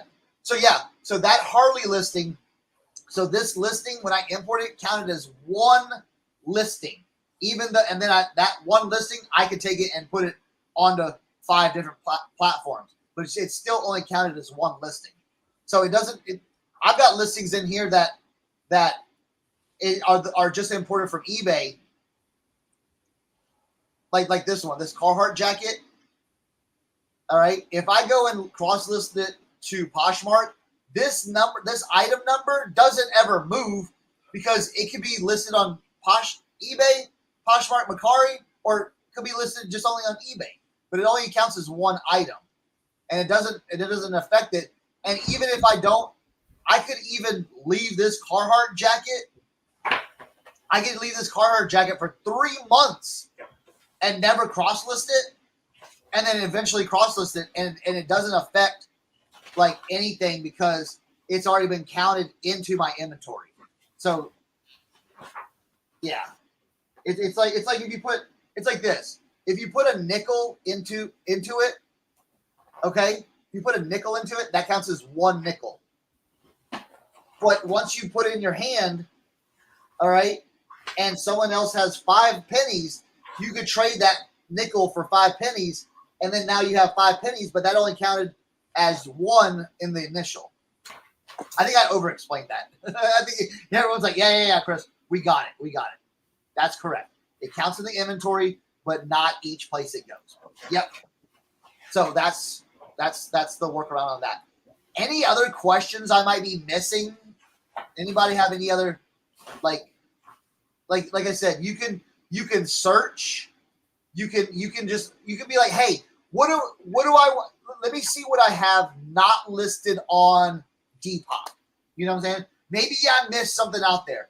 And then I can be like, okay, here's all the stuff that's not listed on Depop. Now here's all the stuff that's not listed, that's only listed on eBay. I have not cross-listed any of this stuff. This is what I'm talking about. I have not cross-listed any of this stuff.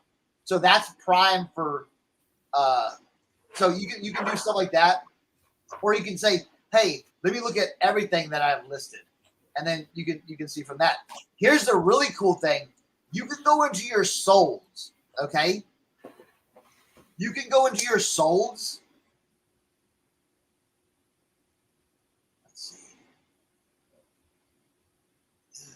Let's see. After cross-listed on a platform, you can go to it and edit anything, not title, and it won't affect or delist anything else. Okay. So here's the one thing I think people need to realize with Vendoo. Okay. Once you have Vendoo, you got to be very careful about, like, because I had a friend that did it this way, and I was like, no, he did like the first few ones like that. I'm like, stop, don't do that. He's like, well, that's how I've always done it. I'm like, well, not anymore. You don't. So you know how, like, you know, to refresh a listing on eBay, you're just like, oh, let me just go delist it and relist it or sell similar or however people want to do it to freshen up the list, an old listing. Well, if you've already had that in Vendoo, you have to think of it as a chain. Okay, your eBay is linked to your Poshmark, linked to, you know, all those have chains on them, and I'll show you what I'm talking about. I'll show you what I'm talking about. We'll go to that first one. This is something important. So listen up, eyes open, class, eyes open. Y'all awake? This is how once you start maintaining your Vendoo. Okay, so say your eBay. Okay. Your eBay is basically linked through this listing URL down here. Yeah. Downhill. Okay. So right here, this is how you get to it. Now, if you end and relist it through eBay for some reason, that means your listing URL code has changed. Okay, it has changed. All right. So if we go up here, let me show you this. Okay. And, oh, you can't see that. You can't see that. But if you go to like this, I'm gonna show you. I'll put it in the chat. So this is my link for those boots. Okay, that's my link for those boots. That's the same link that is down here. Okay, that means that link is now linked from eBay to Vendoo. If you break that link, all right, then it won't sales detect. Then it won't do certain things. Okay. Now here's the thing: you cannot change anything in here and then hit save and then try to like change it in here. You would have to edit it in your eBay. Basically, what you're doing is they're just taking all the information, throwing it out, making your listing, and then linking it. So they're linking it. Now, if you make a change, you can't change it because it's already locked up. Okay, it's already locked up. So if you did something like that, you would have to change that listing URL. So if, I've had this happen where if you have it where on eBay, we have cancellations. If they cancel, then you have to relist it. What you do is if you go into your Vendoo and you've relisted it, go and find that listing URL on eBay, copy it, and then paste it over the old URL, save it, and then basically you're linking them back together. I know that's confusing, but does that make sense to everybody? Does that make sense to you, Tim? It does. Okay, let's get to some of these questions.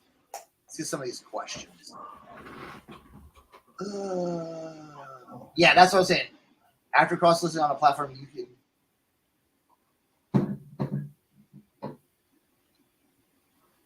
Yeah, you can edit. You can edit. So, like I said, if you import it from eBay and then you're going to your Poshmark listing, you can edit any of that and then list it. Whatever you've edited will be edited onto your Poshmark. Do you have to have the browser open for it to auto delist?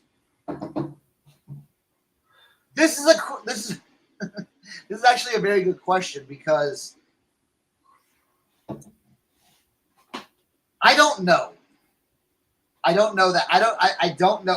I would like to say you don't, but I don't want to say that because they do have an app. They have the Vendoo app that you can do everything on the Vendoo app as well.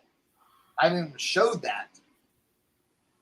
But I always do keep it. Yeah, I've heard you do, but I've seen some stuff that makes me not believe that. But I'm just gonna go with LaDonna saying, yes, you do. You do. Let's see. Asked that because I run different prices and descriptions on eBay and Etsy. Yes, so Kat. So if you went into whatever you had on eBay and then you import it to Vendoo, okay, and then go into your Etsy, you can edit whatever you want, okay? Price, description, whatever you want in Etsy, and then if you're happy with that, Vendoo, look how it looks in Vendoo for your Etsy, and you hit list it on Etsy, whatever you put into that form will go onto Etsy. So yes, that's correct.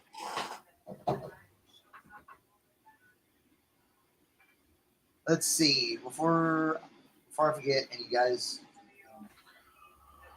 are you guys going to be with Kevin at the 127? If not, are you having a meetup?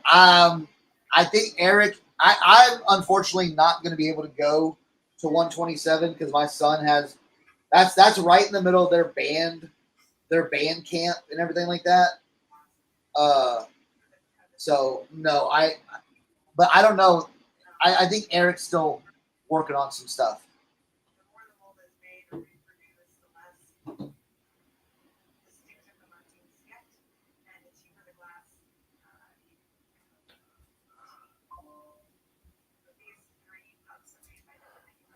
I'm knee deep in glass bulldogs right now.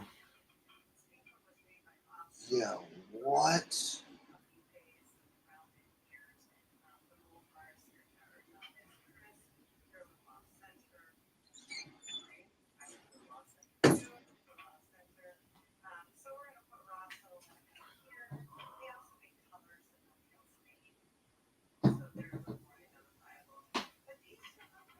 Let me see something.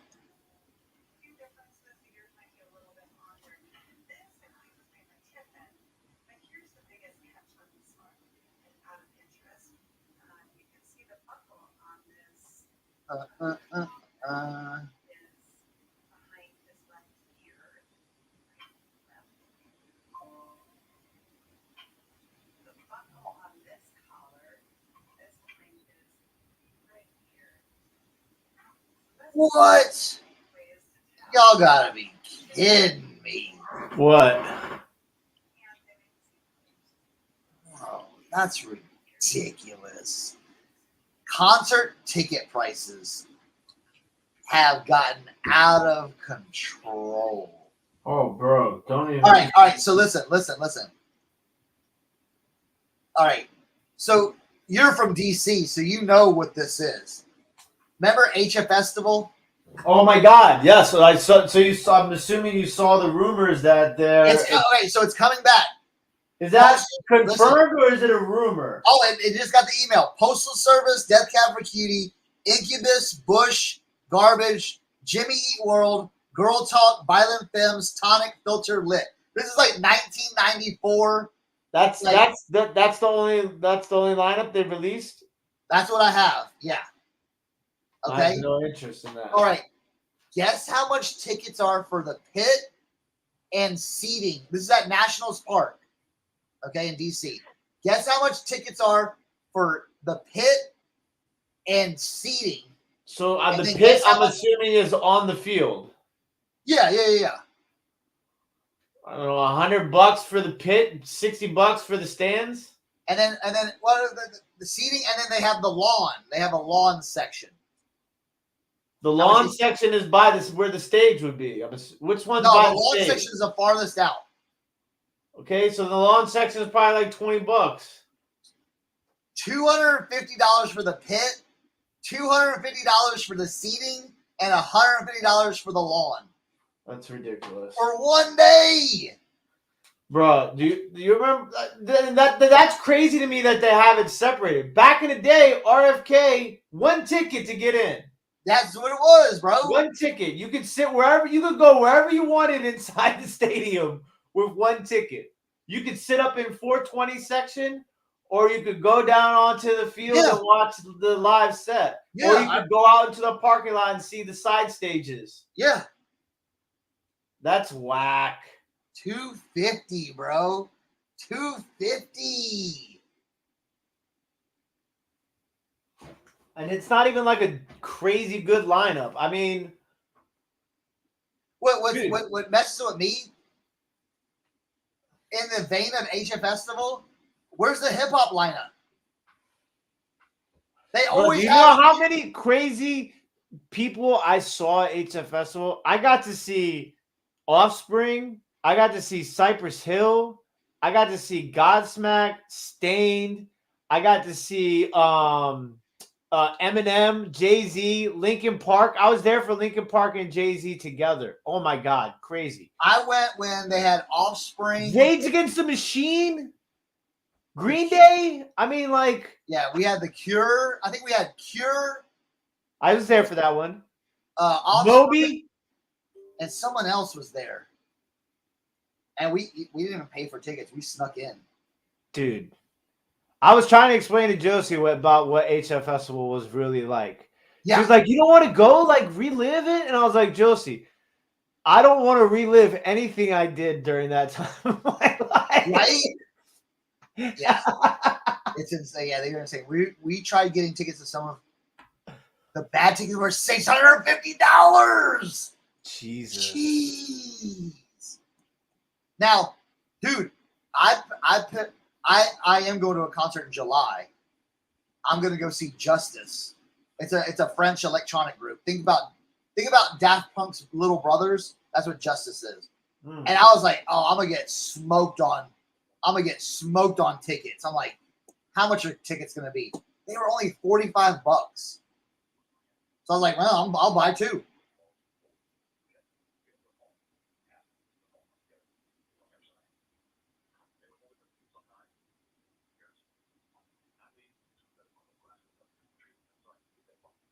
Let's see. I bought my daughter F1 tickets to race in Houston in October. General admission cost me $369. And that's for no seat. Just, oh my God.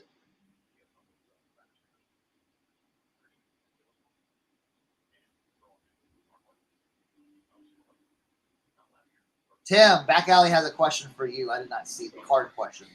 Anyone see the rare reverse uniform number match card yesterday? No, I didn't see that. What Send was me it? a link. We were going to Mary Munch a couple months ago. I think I paid $400. So $200 a ticket. Yeah.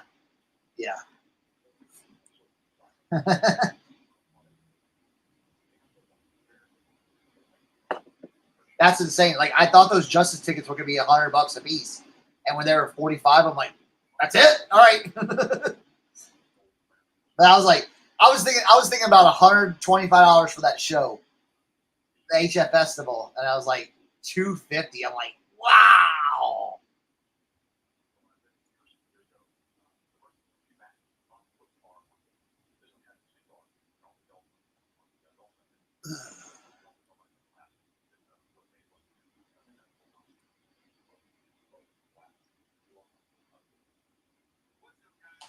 Bro, let me tell y'all, there is a world when you get into the world of like deep diving into glass, because companies would pass molds along.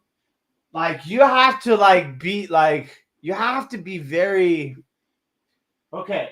So I was showing you guys these earlier. Okay, these are the miniature bulldogs. Okay, this is Westmoreland. Now, sometimes they have a Westmoreland faint like impression in there. This one obviously has the sticker, right?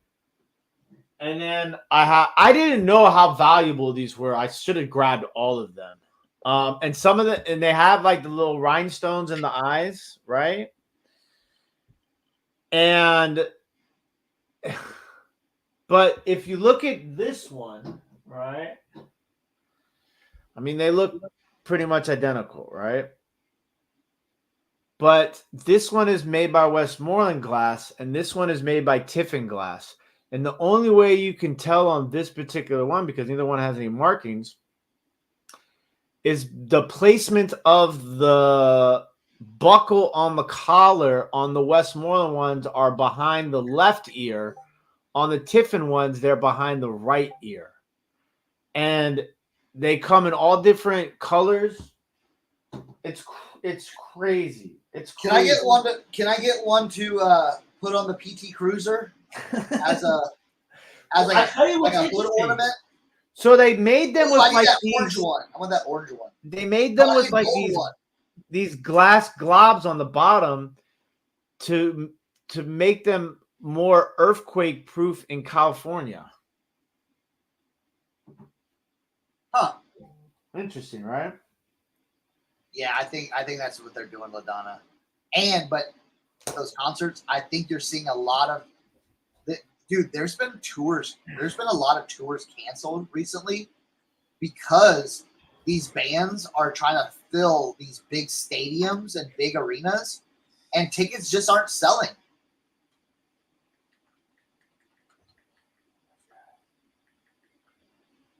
Yeah, those are the best. Kelly's winning. I'm gonna do a throwback for you, Kelly. Kelly's winning her tickets off of 104 KRBZ. Did you know about KRBZ, Kelly? 104 KRBZ.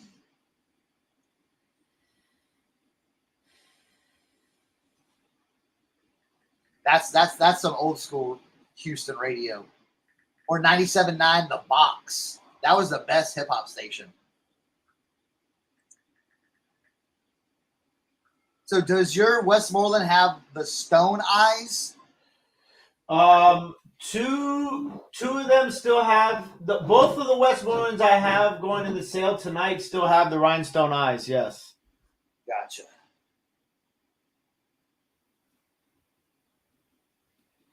See, that's there you go. See, I was trying to be a vendor at one of these like crazy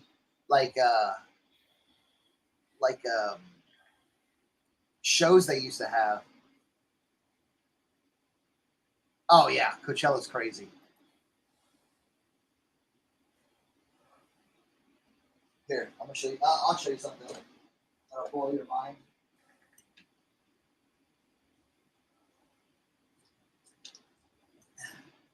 Cat, I went to Coachella in 2002. Look at that. 2002. Bro, 22 years ago, I went to Coachella. And they had this cool book. And I saved it. Somehow I saved this after all these years. It's got the old stage. Look at that. Coachella used to be small.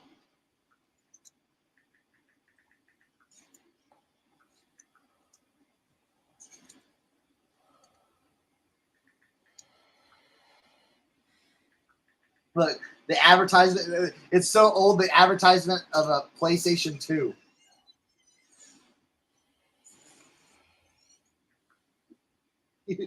Well, I worked for a promotions company. We got, hold on.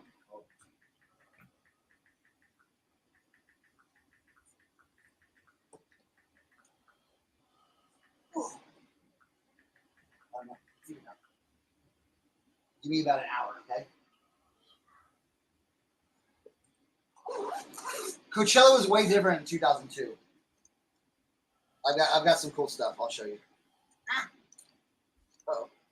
I opened this the wrong way. I got a big book of stuff. Big book of stuff.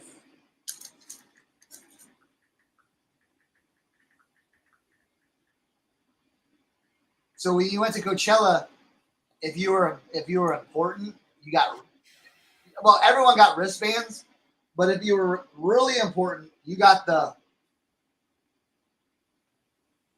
VIP Coachella. All right. Now VIP means you could go anywhere in the VIP, backstage, or you could roam the polo grounds. But this one was important. Working crew. Now we weren't working. We just went. But we got the working crew pass. Bro, you could leave and come back. Yeah. You could leave and come back. Let's see what we got. I got some interesting ones. All right. Oh, we got Cyberfest, and we got the Troubadour. When I used to go to when I was big in the rave scene, like when I was younger, they didn't call it EDM, right? No, it was like jungle, drum and bass, house, techno, booty house, yeah. Baltimore house, stuff like that. And so I used to go to like huge concerts and festivals. And the thing that was like a big deal was to keep all of your flyers for those shows, because it would just have all the crazy lineup of all the DJs, man. Look. Here, Electric Daisy Carnival, bro. Look at this lineup. Hold on, make yourself big. Pause. Ronnie Size, okay, obviously I know Ronnie Size. Holy smokes, Most Def. This was a show, bro. This was an AK 1200. Oh my god, drum and bass, yeah, that's all crazy. A lot of drum and bass at this. Yeah. So that's one. Did you ever see Freaky Flow? Mm-mm. Oh, look at this one. This was Cyber. Wait, was this Cyberfest?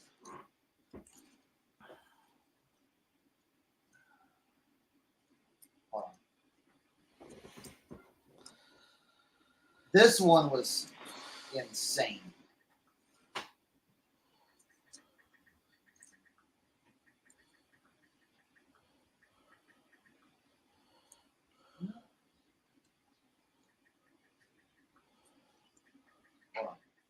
This, all right.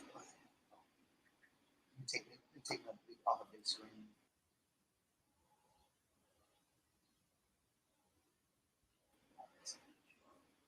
All right. This right here, look at this. It says, entering moshing area at your own risk. oh my Okay? god. Bro, this is my wristband from when I saw Rage Against the Machine in 1999. Dude, okay, so that was one of the best HF festivals. That mosh pit for Rage Against the Machine. It was Rage Against the Machine and Cypress Hill at that one. I didn't see I saw them in Houston. Oh. With Gangstar and Anti-Flag. That was a weird lineup. I never saw Gangstar. That's a you know, rest Gangstar in peace. Was awesome. Rest in peace, Guru. But damn, that must have been a hell of a show. All right, bro. Look at this. All right. Audio. I'm still looking for the flyer. Let me see something.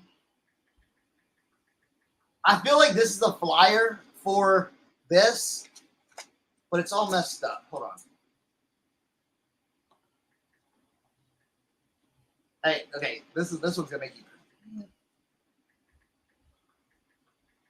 I don't think I have the complete, but this was the flyer. Look, Talib Kweli, Black Alicious. Okay. Oh, Black Alicious, A to Z, bro. Okay. Hubert, Money Mark. All right. Oh my God. DJ Donald Blond, DJ Dan, you are bringing me back. Look. Skate demo with Chad Muska. What? The Circa guys. Okay. Hold on. What was this? Hold on. Ronnie Size, Ed Rush, Craze. Okay. DJ Sharkey, was that DJ Sharkey too? But here was the lineup, dude. I look. I get the lineup, bro. Main stage, bro. Look at this lineup. That's crazy. Dude, Outkast, Roots. I saw Outkast. I'll tell you the crazy place I saw Outkast. I saw Outkast perform live outdoors at College Park in Maryland University.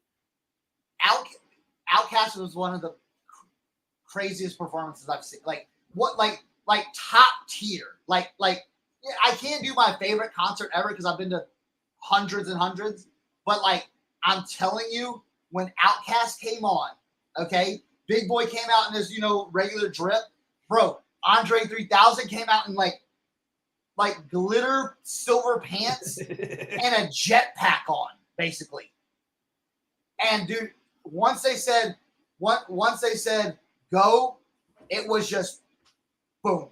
I mean, it was straight 2 hours to just go.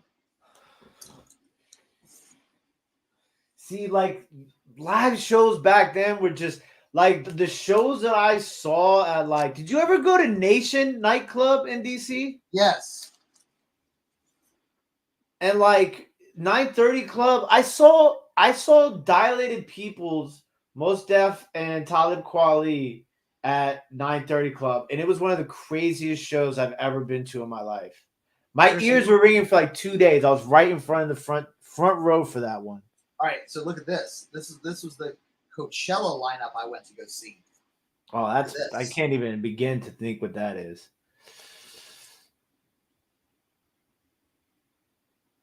And wait, hold on. Oh, Kevin, you gotta go. You have to take her to go see Outkast.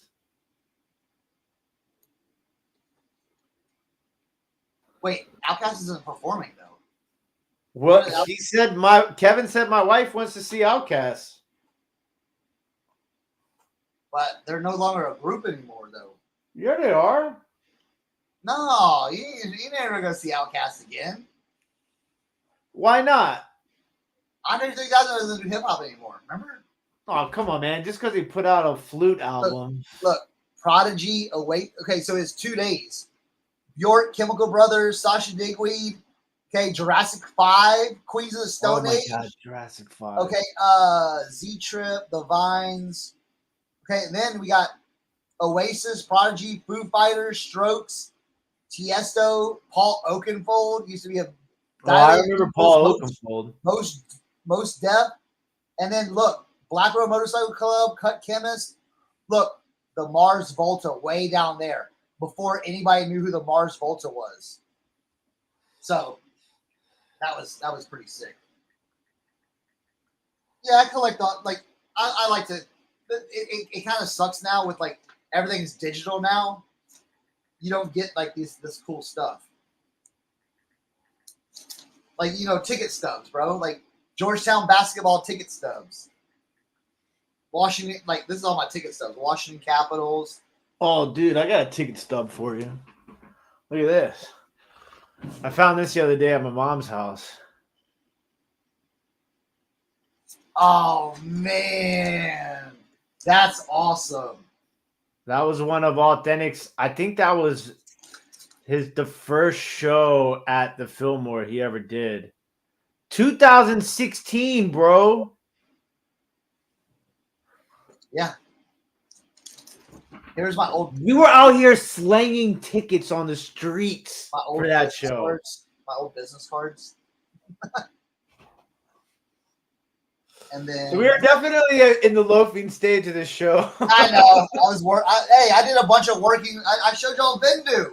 I did all the Vendoo. I am adding listings on my phone right now for my glass show today. So yeah, that's Coachella. Yeah, I'm a hoarder for. Here, look at this. Now I have this and the poster somewhere. I have the poster. I think it's out there. But look, little white stripes action at the Patriots. I saw Center. white stripes at damn, what was the name of that park in New York? It was White Stripes and Strokes in New York, and they had to shut it down because it got too crazy. Now I won't even show y'all. Well, I'll show it. All tomorrow's parties in LA. Now this is some underground stuff, but yeah. That's where I got to see. Now, if you know about like performances and stuff like that, you don't see this because I got to see. Let's see. That looks like a carryout menu. Yeah. Well, basically, I got to see in one night, and a lot of people won't know who these people are, but I got to see Aphex Twin that never tours. The Boredoms from Japan never tours. Merzbow from Japan never tours. Madlib. Oh my God, Madlib. That's with dope. Cannibal Ox. Yeah. Was he Madlib or was he Quasimodo for both? That both. Both. That's crazy, bro. And dude, they brought out the whole like. Basically, it was a stone's throw show. So, yeah, we're definitely. What's in here? I got all kinds of weird stuff.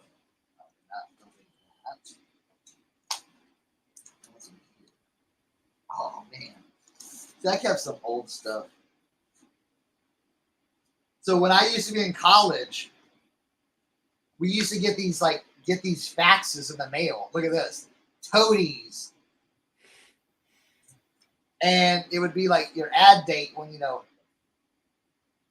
And so like it like contact Lenny, Mark, or Brent, you know, and they had the tour and all that stuff. On Thursday. Yeah, there's all kinds of stuff. Like I got like this whole thing of stickers and everything in here. Yeah, it's crazy. I love looking through this stuff, dude. I even have some. Wait, hold on. You're talking about like, you know, remember you said, you know, getting all the flyers. Let me see if I can find it.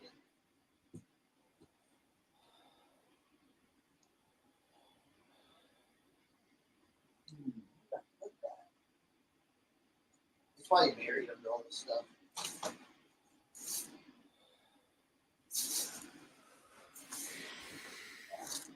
But I have a whole thing of all just my flyers and everything.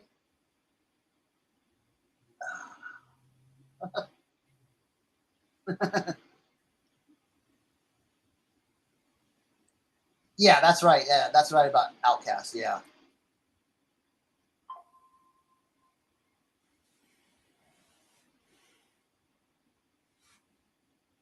I'll tell you that Outcast show is unbelievable. Yeah. Unbelievable.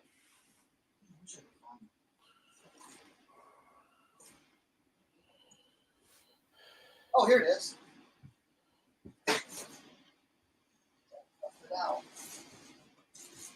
So you want to see? Here's something funny. This is my first bag I ever like. My first bag I got at Amoeba Music when I went. Like it was probably like three or 4 years, or not 3. It was probably like 2 or 3 months after they opened. Here's a good one. Do you notice anybody on this flyer?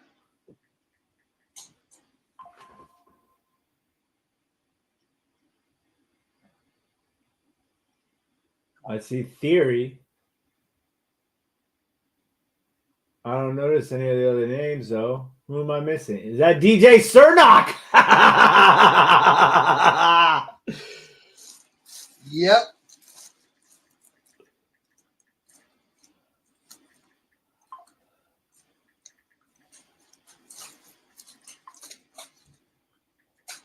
But I have a whole bag of stuff like that. Like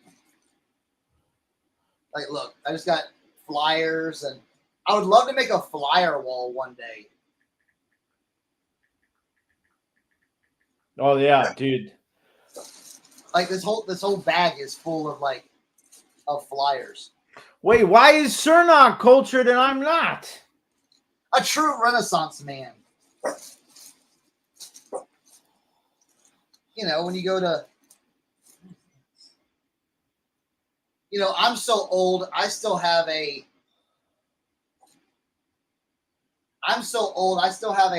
MySpace music bandana. Look at that. Oh my gosh. You What's think going on, Larry? I wonder if that's worth anything. I'll bet you it is. Street Records bag. I mean, stuff like,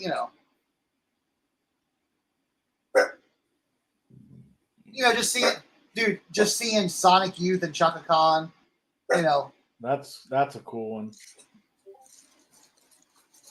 I don't know, dude, I've got, and everything's in this bag. This is my LA bag. I love these. They used to do like the drum and bass flyers like these in LA.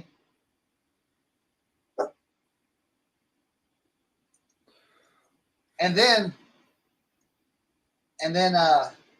when you wreck your car out there and you can't get around for the last 6 to 8 months you were there, look, take the bus. I had a bike, and then they have the bike racks. So you're like, all right, take the bus, put your bike on there. I think this is the one you're talking about. We went to go see this. Is this the one you're talking about? I think this is part of K-Rock did that. We went to K-Rock and did this with Jay-Z 311, Hoobastank Nerd. Oh my god. I got to see that. I forgot about 311. Yeah. Yeah, these are all things that,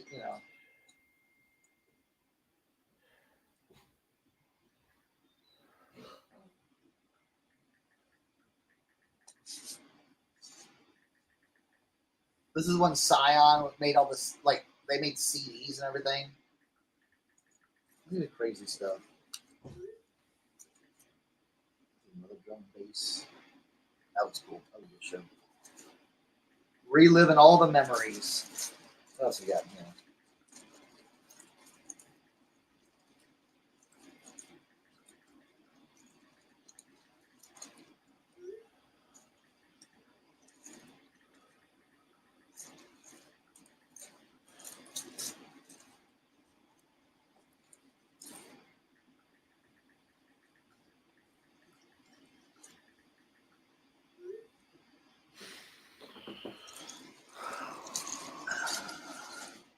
That's $9 on eBay. That's funny. Let's see. Yeah. Let's see. They moved Amoeba to a new. I know. Spent hours wandering through the nooks and crannies of the old building. Got my daughter her first table. Yeah. Oh, I'll tell you what. That OG Amoeba was insane. I bought so many records from there. Bought and sold records there. It was crazy. Yeah. Oh yeah, I had totally a different. When you're in your 40s like I am, I've experienced a lot of stuff. Like, not only that, it's like all the concert posters I have,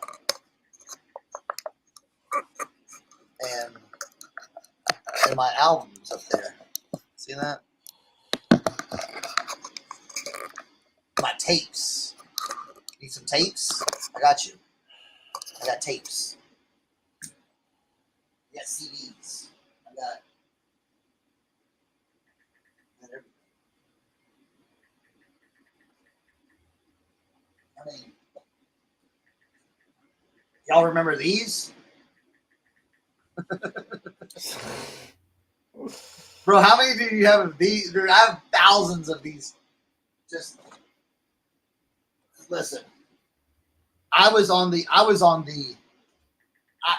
to see that new. Why am I all faded out? I want to see that new Napster movie. You know why, Tim? Why? I was on the front lines of that. Oh, bro. I was in 1999.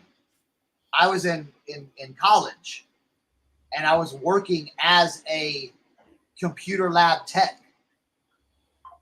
Bro, we had Napster, SoulSeek, LimeWire, BearShare, all that running, bro.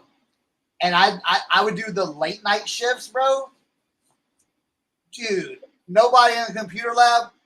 I would have the whole back row, eight computers just all going, just downloading music.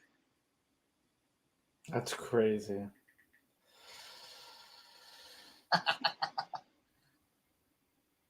Yeah. Oh yeah, I've got so many burn CDs. Oh man. Yeah. Not a lot of stuff. Not a lot of cool stuff. That's not even like, you know what? Let's go on. Y'all want to go on a tour? Y'all want to go on a poster art tour? Let me do this.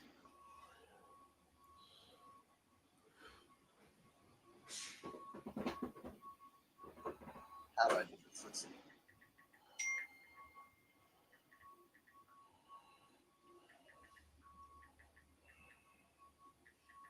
Oh yeah, those were the days. Yeah, those were the days.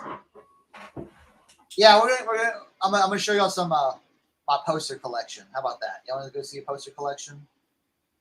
All right, let me get it on my phone here. It's over here. Since we're looking, yeah. Since we're loafing, yeah. I am working. Okay. All right, I just gotta get the StreamYard link to my phone.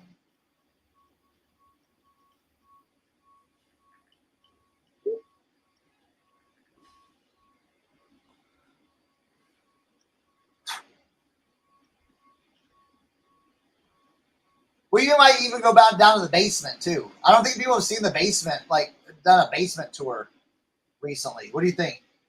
Listen, I'm game for it all. Does a baby lamb have a name? It's a lamb. It's a lamb, right?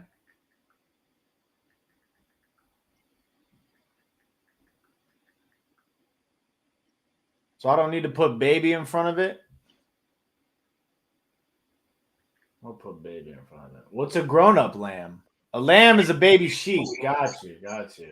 So I don't need to put this.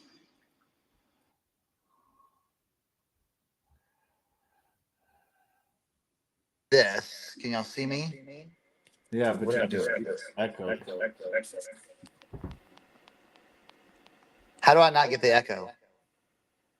Are you listening to yourself on the computer? Yeah.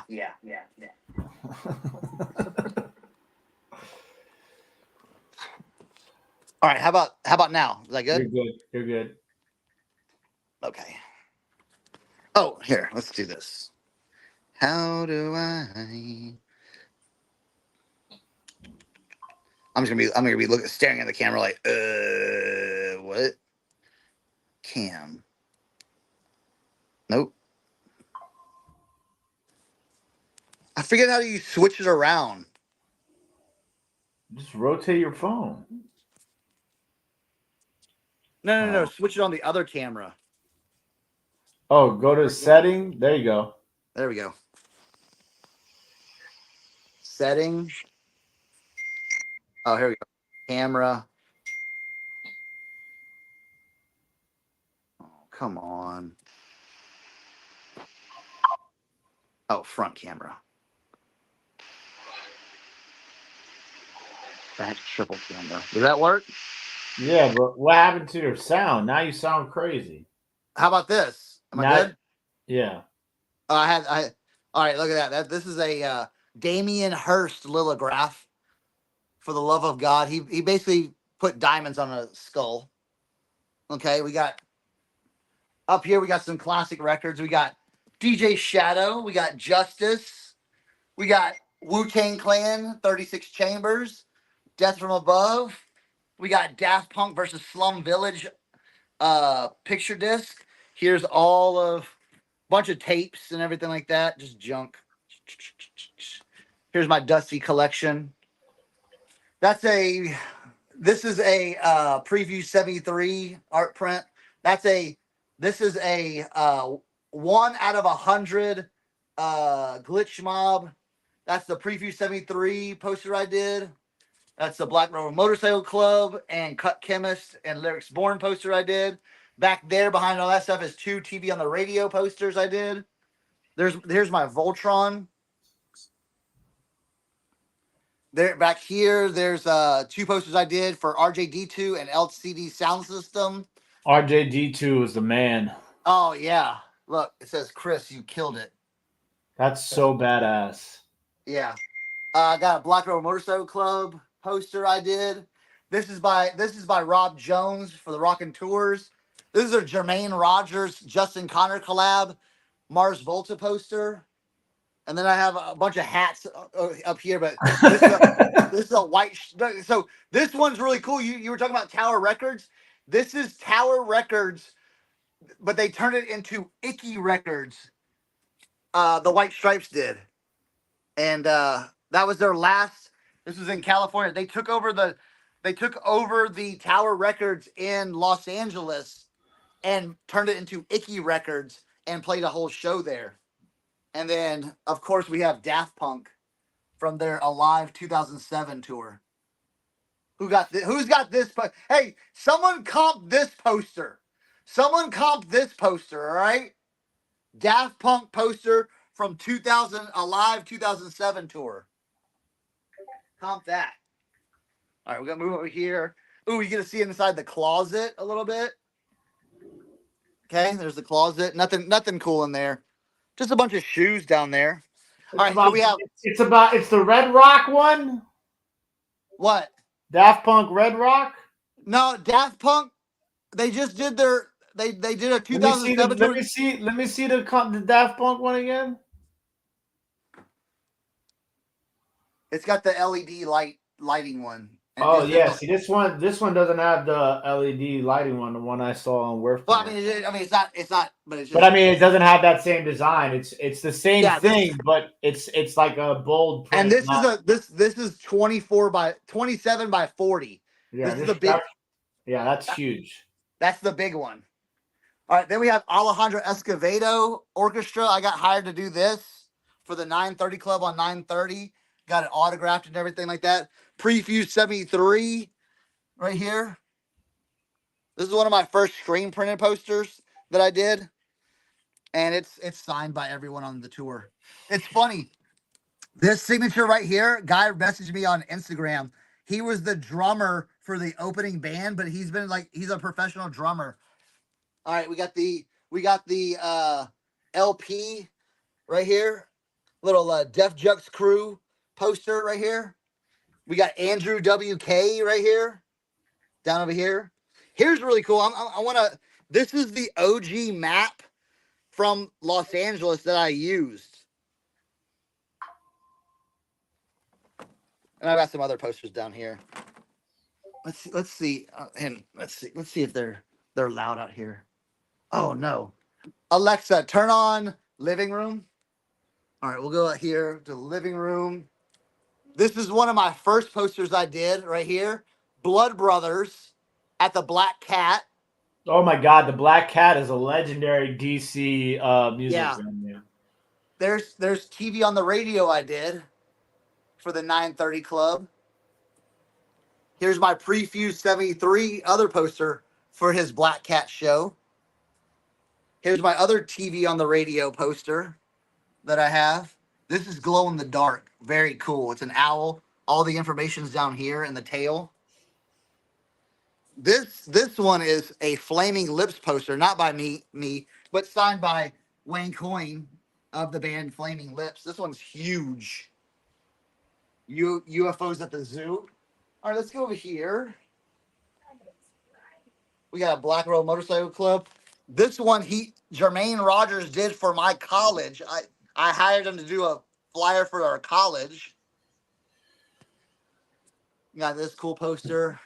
Then we got some of our expensive posters. We have Guardians of the Galaxy by Tyler Stout. We have a Jesse Phillips Transformers poster. And then up here's the big ones.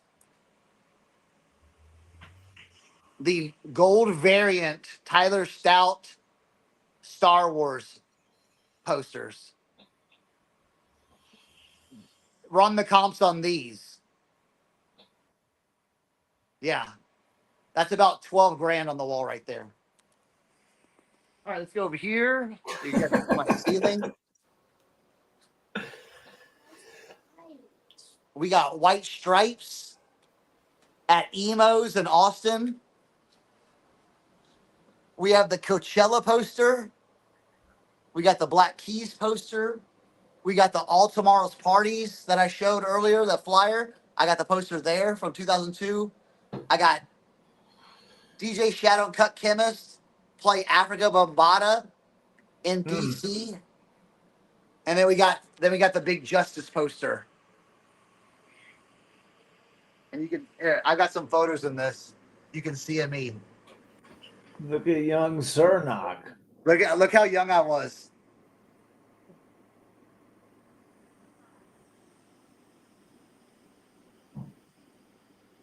That's me with the band. That's 2008. Man, the thing is, so every time we go down this road, right, Zernock and I, it's crazy to think that we didn't ever cross paths at one point in time. We probably did, bro. We had to have had. This is a Hermes scarf from the 90s from the Tutankhamun exhibit. I haven't framed it. It's just sitting on my couch. I haven't framed it up yet. All right. We have. Oh, what happened? Oh, we got Batman. You're there.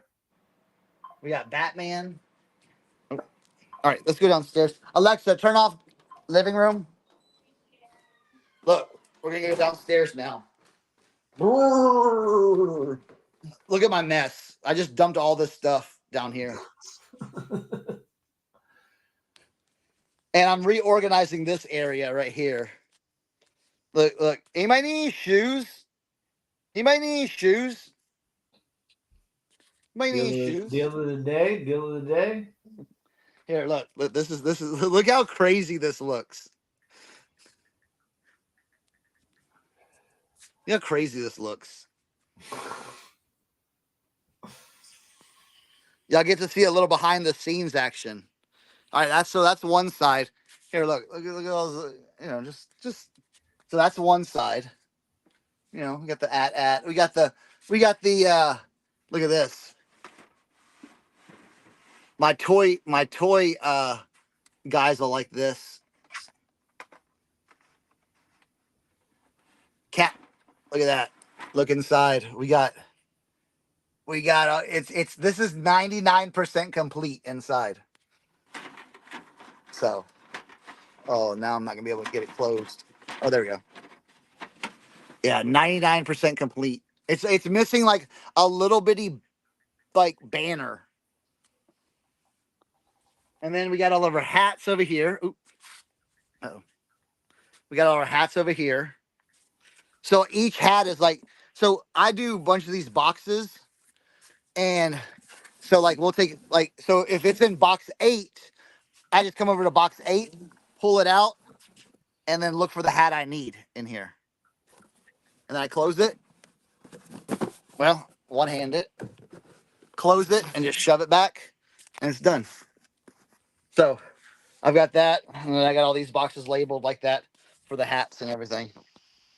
And then I got hats on hats on hats on hats, hats on hats on hats, hats on hats on hats, hats on hats on hats, another bin of hats, another bin of hats, display hats, hats working on a project, my project, like literally like abandoned project of the hats, shoes, more shoes. This is all on top of shoes, more shoes, boots, boots, boots, boots, boots, boots, boots, boots, boots. Oh, look, here's my setup right here. I'm working on a cool project here. Literally like painted these, like dyed them black. They were this color, and I dyed them black. I think I'm gonna take a wire brush and like get it all nappy where it looks all like crazy, like with the black and gray kind of thing. All right, more shoes and boots, more shoes, more boots, clothing, more shoes and boots, clothing, more clothing. Oh, let me show you what I'm working on back here though. In the toy area, I'm kind of getting out of toys, so I moved all the toys over here. I can't see the chat. Hold on.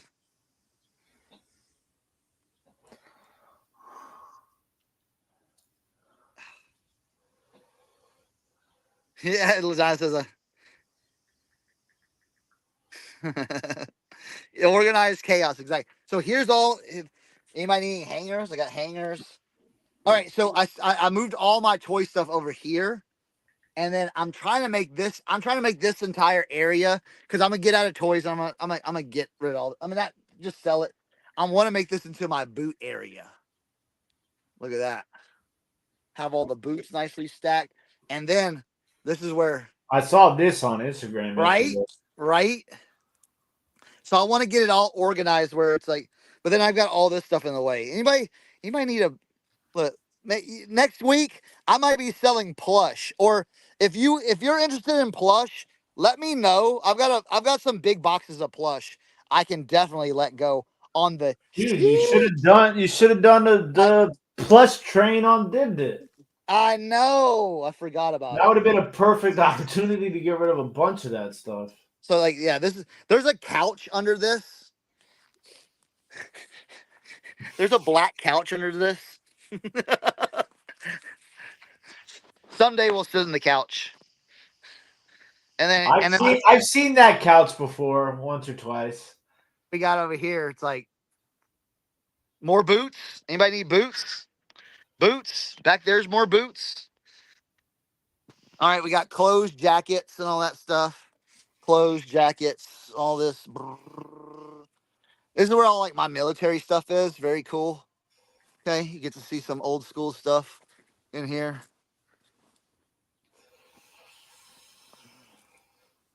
Really cool stuff. I've got some hunting stuff in there too. And then we got more stuff. All that's all this is listed. All this is listed.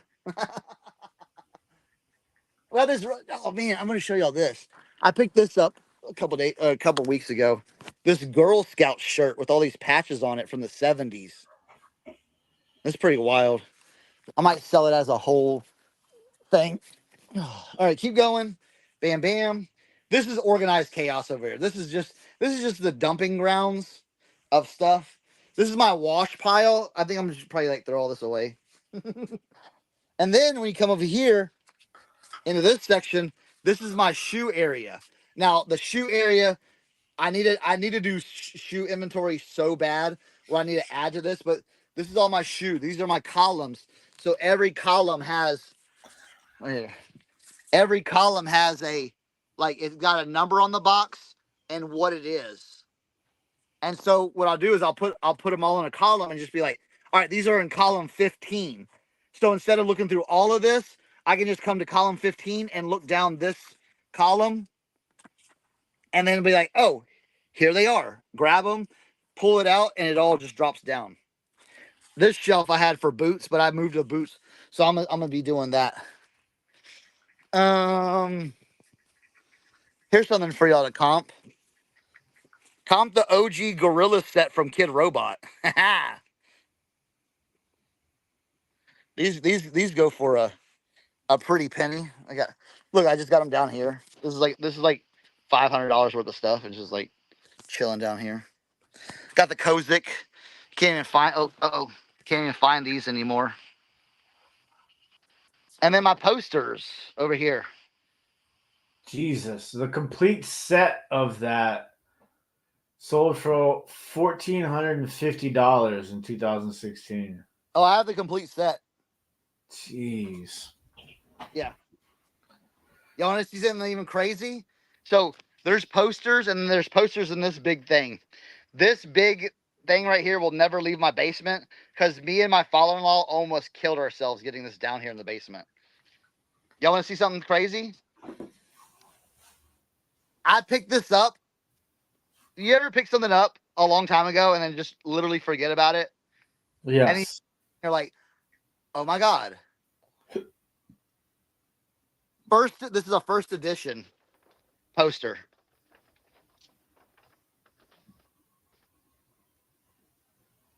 All right, hold on.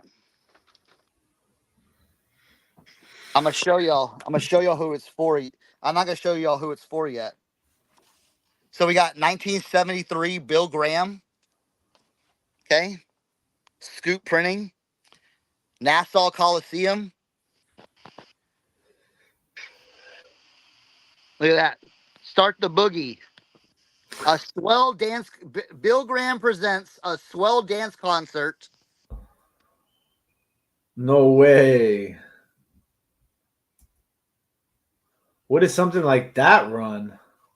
There's one on eBay for $1,400 right now. Jeez. Cernock. We'll just roll it up. It's got some issues though. It's got some tearing and all that stuff. Just being so old.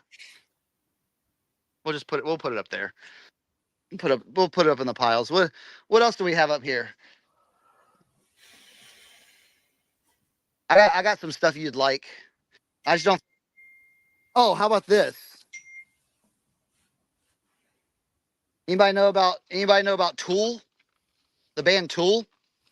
I do, yes. How about a German poster from Tool?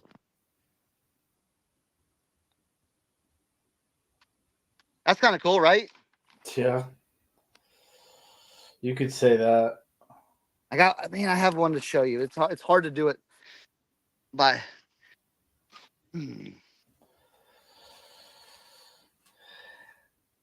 Let's see, where are we at?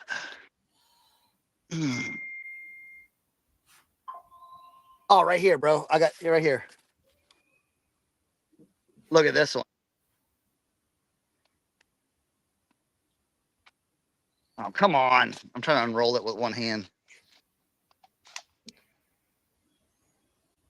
Look at that.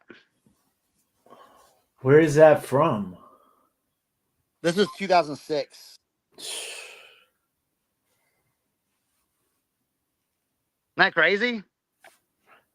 Where was that at?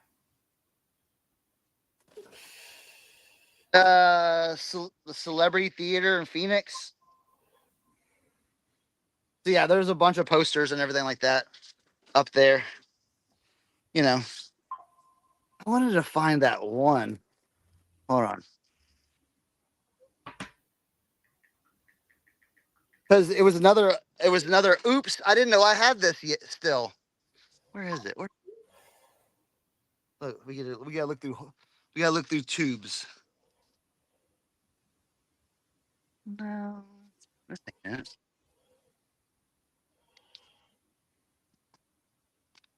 Oh, it's probably. Here's the problem. I've got all these rolled posters, but look at all these posters I have. It's just. Well, those are all those print ones that you have, right? Yeah. Like Yeah. the neon color looking ones. Yeah. There's some crazy stuff in there. I went through it yesterday because I was searching for some stuff for some people, and I literally started like almost crying because I thought I didn't have some of this stuff, and I did. So, anybody need any more shoes? Need shoes? Need hats? Yeah, I need to organize all this stuff right here.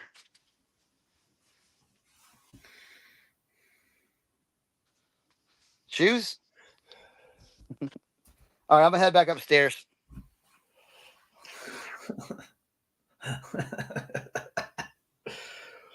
Oh Lord. Oh man. What's going on, Walter? How are you, bud? I'm over here. I'll show you guys. I'm over here getting stuff ready for the glass show tonight.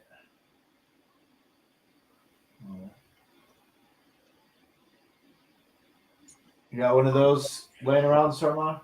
No. I don't have any winking babies. All right, I'm just going through the comments. Yeah, They're called Cupies. What are they called? Cupies. Kewpie. Hey, by the way, if anybody's ever traveling down Interstate 81, if you find yourself on Interstate 81 in Maryland or Virginia, and you're heading north or south, you're going to cut through the panhandle of West Virginia on 81. If you're on Highway 81, send me a message, please. Please. Send me a message.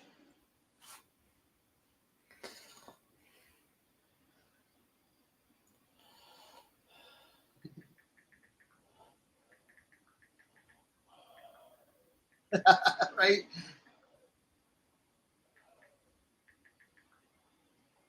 Yeah.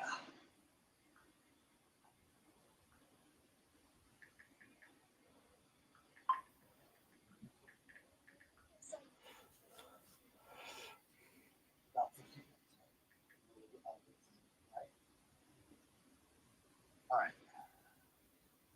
Yeah. Yeah, right? Like that, dude, that's my problem. It's like, oh yeah, here's $100. Oh yeah, here's $100.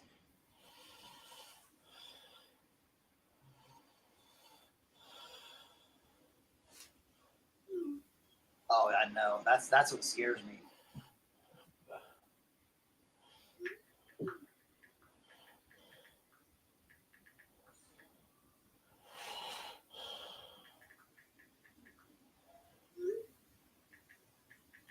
Oh yeah, trading post. Yeah, I know y'all are close. See, yeah.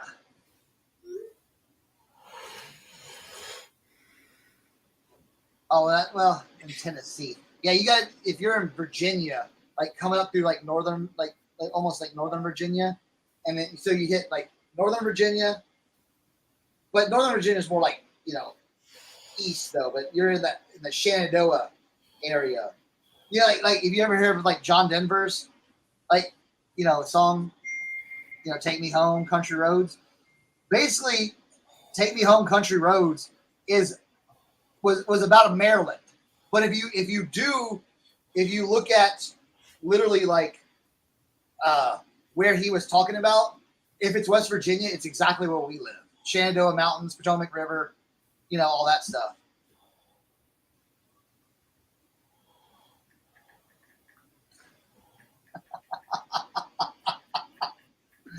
Right. Yeah, you want to see something crazy? That's what we do, though. We're not only resellers.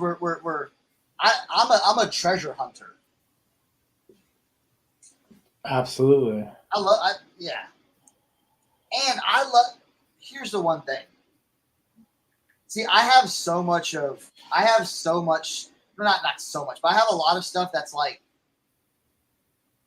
you're not gonna find. You know what I'm saying? It's like it's just not out there. You know, and it's like I don't even know what to price it on. That's what I love the most.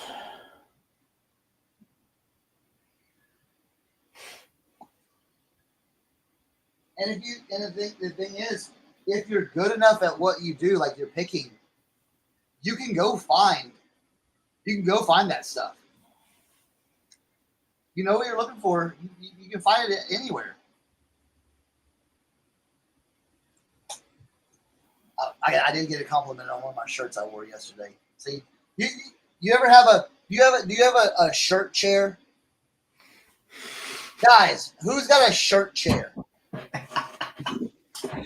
You know what I'm talking about, right? I do, of course, but I'm just laughing because I had to go through my shirt chair the other day.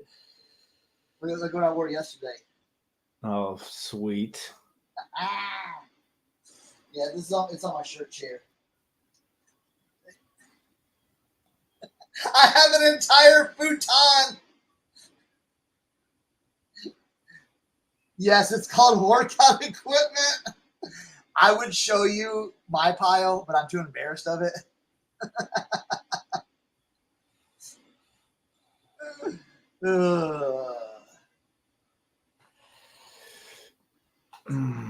I'll tell you what.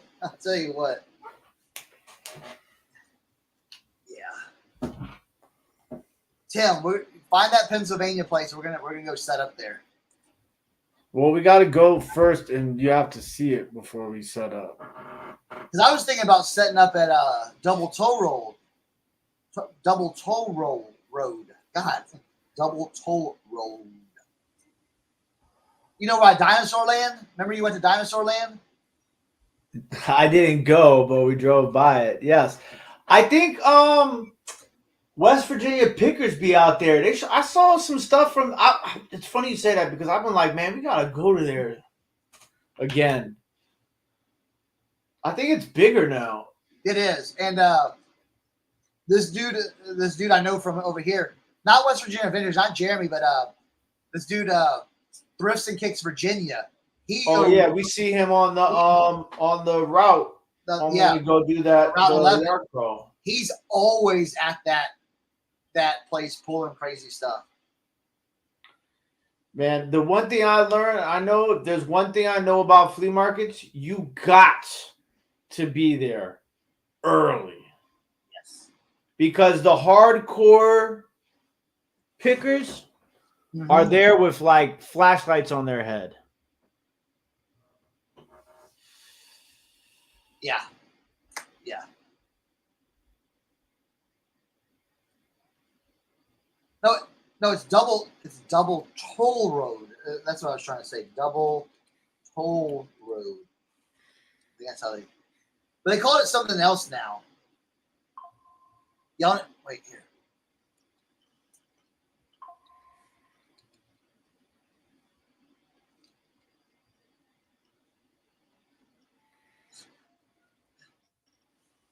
It's got the best. I'm telling you, if you bring your kids, take them to Dinosaur Land.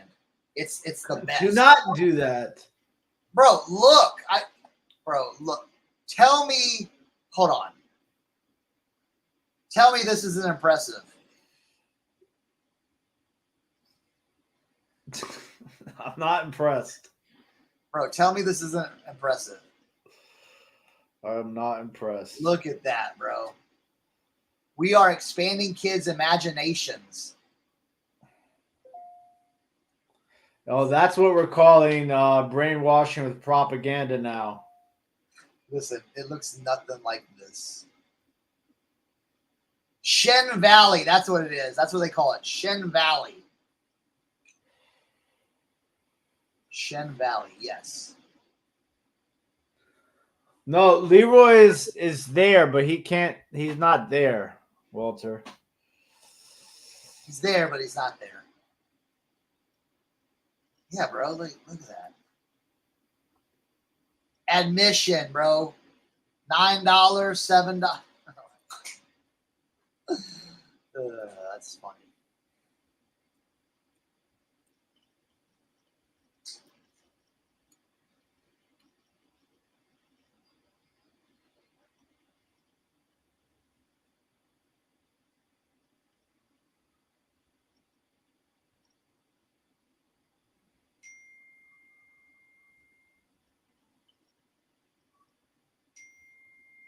I want to see if this is the video I want to show.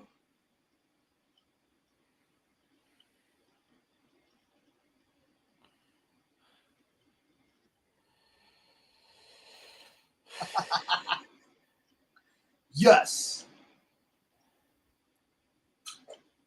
Someone has it.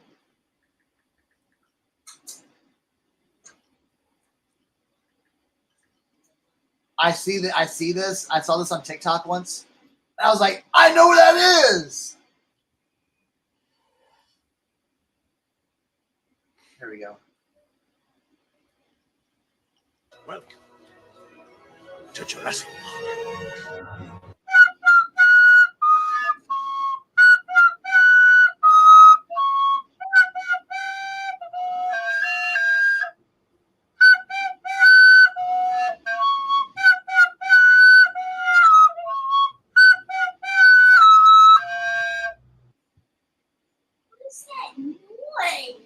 That was you playing the recorder. I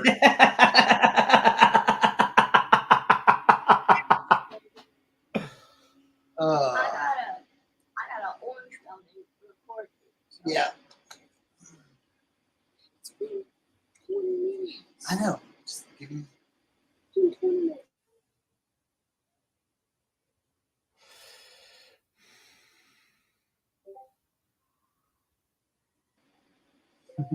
I know.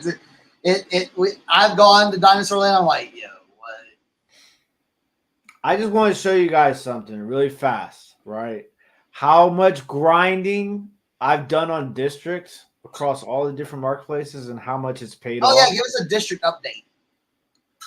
I have sold.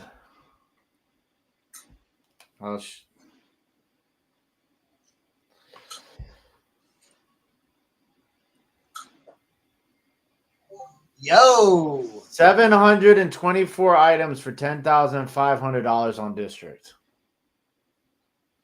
And also, yes, update really fast. Okay. I am really pushing on improving district one-stop shop a lot.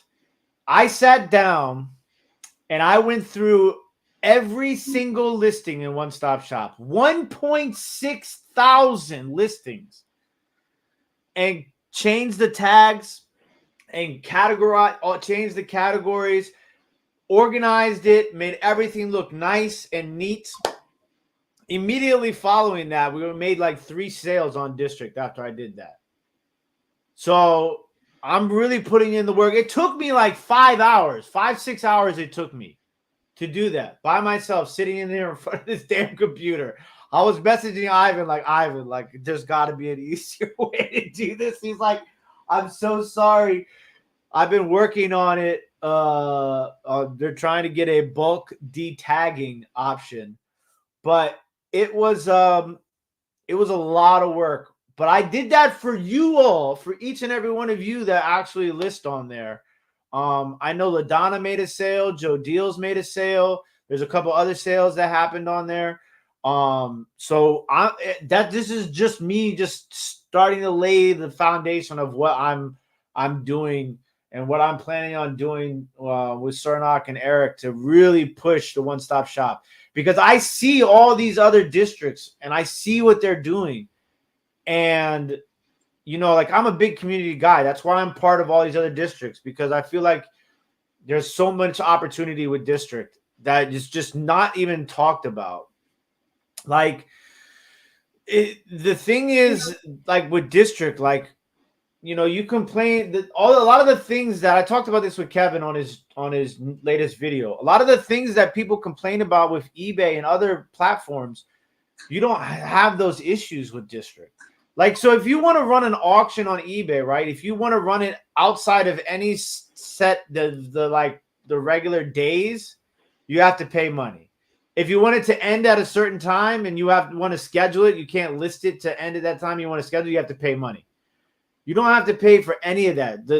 If you want to run District auctions, the flexibility is crazy. The ability to do progressive shipping on One Stop Shop is fantastic, especially with the live sales. Look at that. I didn't even know that, LaDonna. She said that sale was via IG Magic Comment. Like, you know, like, it's just, there's a lot of things that you can do on One Stop Shop, and I'm excited for it. I mean, the videos and listings, you know, like, just the interface by itself, the listing process is so easy on District. It's just, I'm trying to get in the habit of cross listing my stuff in District as I'm listing them online, just to be on top of it and spreading it out across the different marketplaces. The community aspect of it, like, it's just, there's a lot going for it. We're so early on. I mean, you see the success in Crazy Lamp Lady and Knickknacks and Misty and Vamp, and even Kevin and Dave and Carrie with Dibbed It, and then the sports card marketplaces. The opportunity is there. And I think the biggest thing that I'm excited about is the visibility in Google with District right now. Like, you have to pay for offsite ads if it's on. I don't know. I think is it pay for offsite ads on eBay? Mm-hmm. I know it is on Etsy, but like, I'm doing stuff like, do you know how many times I Google Lens something, and one of the first things that comes up when I Google Lens it is a District listing? Like, that to me is huge, and you don't have to pay for that. You know what I'm saying? So it's like, when we first started that project, I saw it originally. I saw it 100%. It's just not. It's difficult because some people don't have the patience to be a part of something new, and I understand that. And that's why I always tell people, you don't have to just. I'm never asking anybody to drop what they're doing on eBay and do only one-stop shop. You know what I'm saying? Like, that goes against everything that we are about at the Reseller Information Network. But like, when Cernak and I first started Whatnot, right? Everybody thought we were crazy. Oh, it's just a fad. It's going to die. eBay's going to buy it. They don't have any buyers. Yo, there are people on Whatnot making thousands of dollars a day, right? And, you know, now Vendoo's cross-listing to Whatnot, right, for their marketplace. District's marketplace is light years ahead of Whatnot's marketplace. And you can do the same live selling that you're doing on Whatnot on One Stop Shop. It's just a matter of that time period, that 1-2 years where it's going to take you to build it. You know what I'm saying? Like, it's not going to happen overnight. Yeah. Now, Knickknacks, that's a different story. Jocelyn she's put in so much work into what she does, right? Like, I used to be envious, and I'm a man enough to admit that, right? I used to be envious. I'm like, I don't understand why I do what she does. How come I don't have the same outcome as she does, right? But she busts her ass. That woman works so damn hard to get to where she is, and now she's reaping the benefits. You know what I'm saying? And like, people are excited to list there. People are excited to buy there. They're running live shows all day, every day. Not just her, but all the other sellers. So it's just a matter of, you know what I'm saying, like, getting the eyes there. Like, Well, that's what it is. I think too. Also too. where, you know, this is a platform for you to be able to put your stuff to promote to other people. Okay. I think a lot of people miss that. It's like, you know, we're giving you the playground, but you got to let your people know where to find your item. Okay. So that's through Instagram, Facebook, all of that. Like, think about it like this. Before I forget, because what you said is important, right? Say you have somebody who's like, I want to buy that, right? But they don't want to go, they want like a trusted avenue to do it, right? You, instead of sending them to your eBay listing, you send them to your district listing, and you're making more money. Yeah. Yep. And now with the whole profile thing too, like you could just share your profile link to people, and all your listings are going to come up in your profile. There's a lot of opportunity there, and it's tough. And it's not just, I'm not preaching this to everybody who's watching. This is me too. It's tough sometimes because you're in the habit of doing the things that make you money right now, right? Because especially if you're a full-time reseller, you gotta focus on what makes you the money right now. But when you got that downtime, you know, try to incorporate it into your daily routine. 1 listing, 2 listings a day. I mean, Keith has sold Vintage Sport Flips, has sold some insanely high dollar hats through district. Ox Antiques has sold some high dollar items. That's the other big difference too, is that when you think of Whatnot, everybody thinks of how cheap can I get it, right? Everything on district is like the complete opposite of that. It's more focused on quality than it is, you know, the $1, $2 bargain. Don't get me wrong, you can get some bargains on district. You could send offers to people that like your items, just like eBay. It's crazy. I really think that we've undervalued the opportunity that we have with district, and it's something that we're going to really try and get cranking, because the thing is once you can get the ball rolling, the possibilities are endless. Like, Knickknacks wasn't doing what they're doing right now 4 or 5 months ago. They weren't. They had a few lives, you know, every once in a while, but they built it as a community. Like, if you look at their chat rooms and Knickknacks, it's all day. People are posting in the chats. Like, that's another thing that you don't have on any other platform. It's literally Whatnot, eBay, and Discord. For those of you that know what Discord is, all mixed together. It's just my excitement for that has reignited.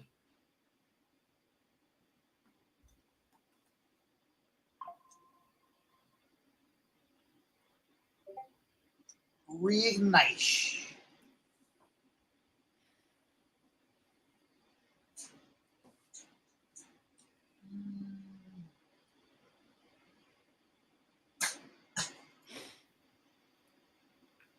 All right. Last cross listing done.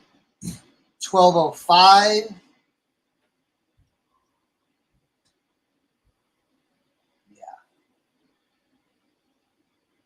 Yeah, that's the only thing with district. I would say if you're on district and you are not promoting yourself, that's the biggest. I think that's the biggest hurdle for people. I would say your promotion is more important than what you're listing, basically. You know what I'm saying? Like, almost. And it's not like, you know, I don't want it to people to confuse that with you have to have a social media following to be able to sell, right? It helps, but that's across any platform. Yeah. I think that if you're reselling, especially full-time, you should be using the tools of social media no matter what platform you're selling on. Because it's just the more times an item is posted, the more times Google is going to pick it up, and the better chance you have of somebody finding it. That's just my opinion. You should be using social media platform anyways. Mm-hmm. And it's hard. Don't get me wrong. I go through phases where I'm super consistent with social media, and then I don't post shit for like weeks. My glass does really well right now on district. All right, And we're I in think- overtime. Oh, we That's are. just- Damn, that's I didn't even just- realize that. Thatcher's been bugging me because he's like, I'm hungry. So, hey guys, thank y'all so much. Hope y'all do. We did a bunch of stuff today. So, hopefully Eric's friend is okay and doing okay. So, we'll send out prayers to him for that. And yeah, catch us on our other socials. Come over to District. Yeah, let me There's put some that good in the chat conversation. really quick. What's up? I said, let me just put that in the chat really quick. Yeah. Link that, and then we're gonna get out of here. And yeah, there we go. One-stop shop on District. Thank you guys, and we'll see y'all next Tuesday. All right. Yep. Bye, guys. And one.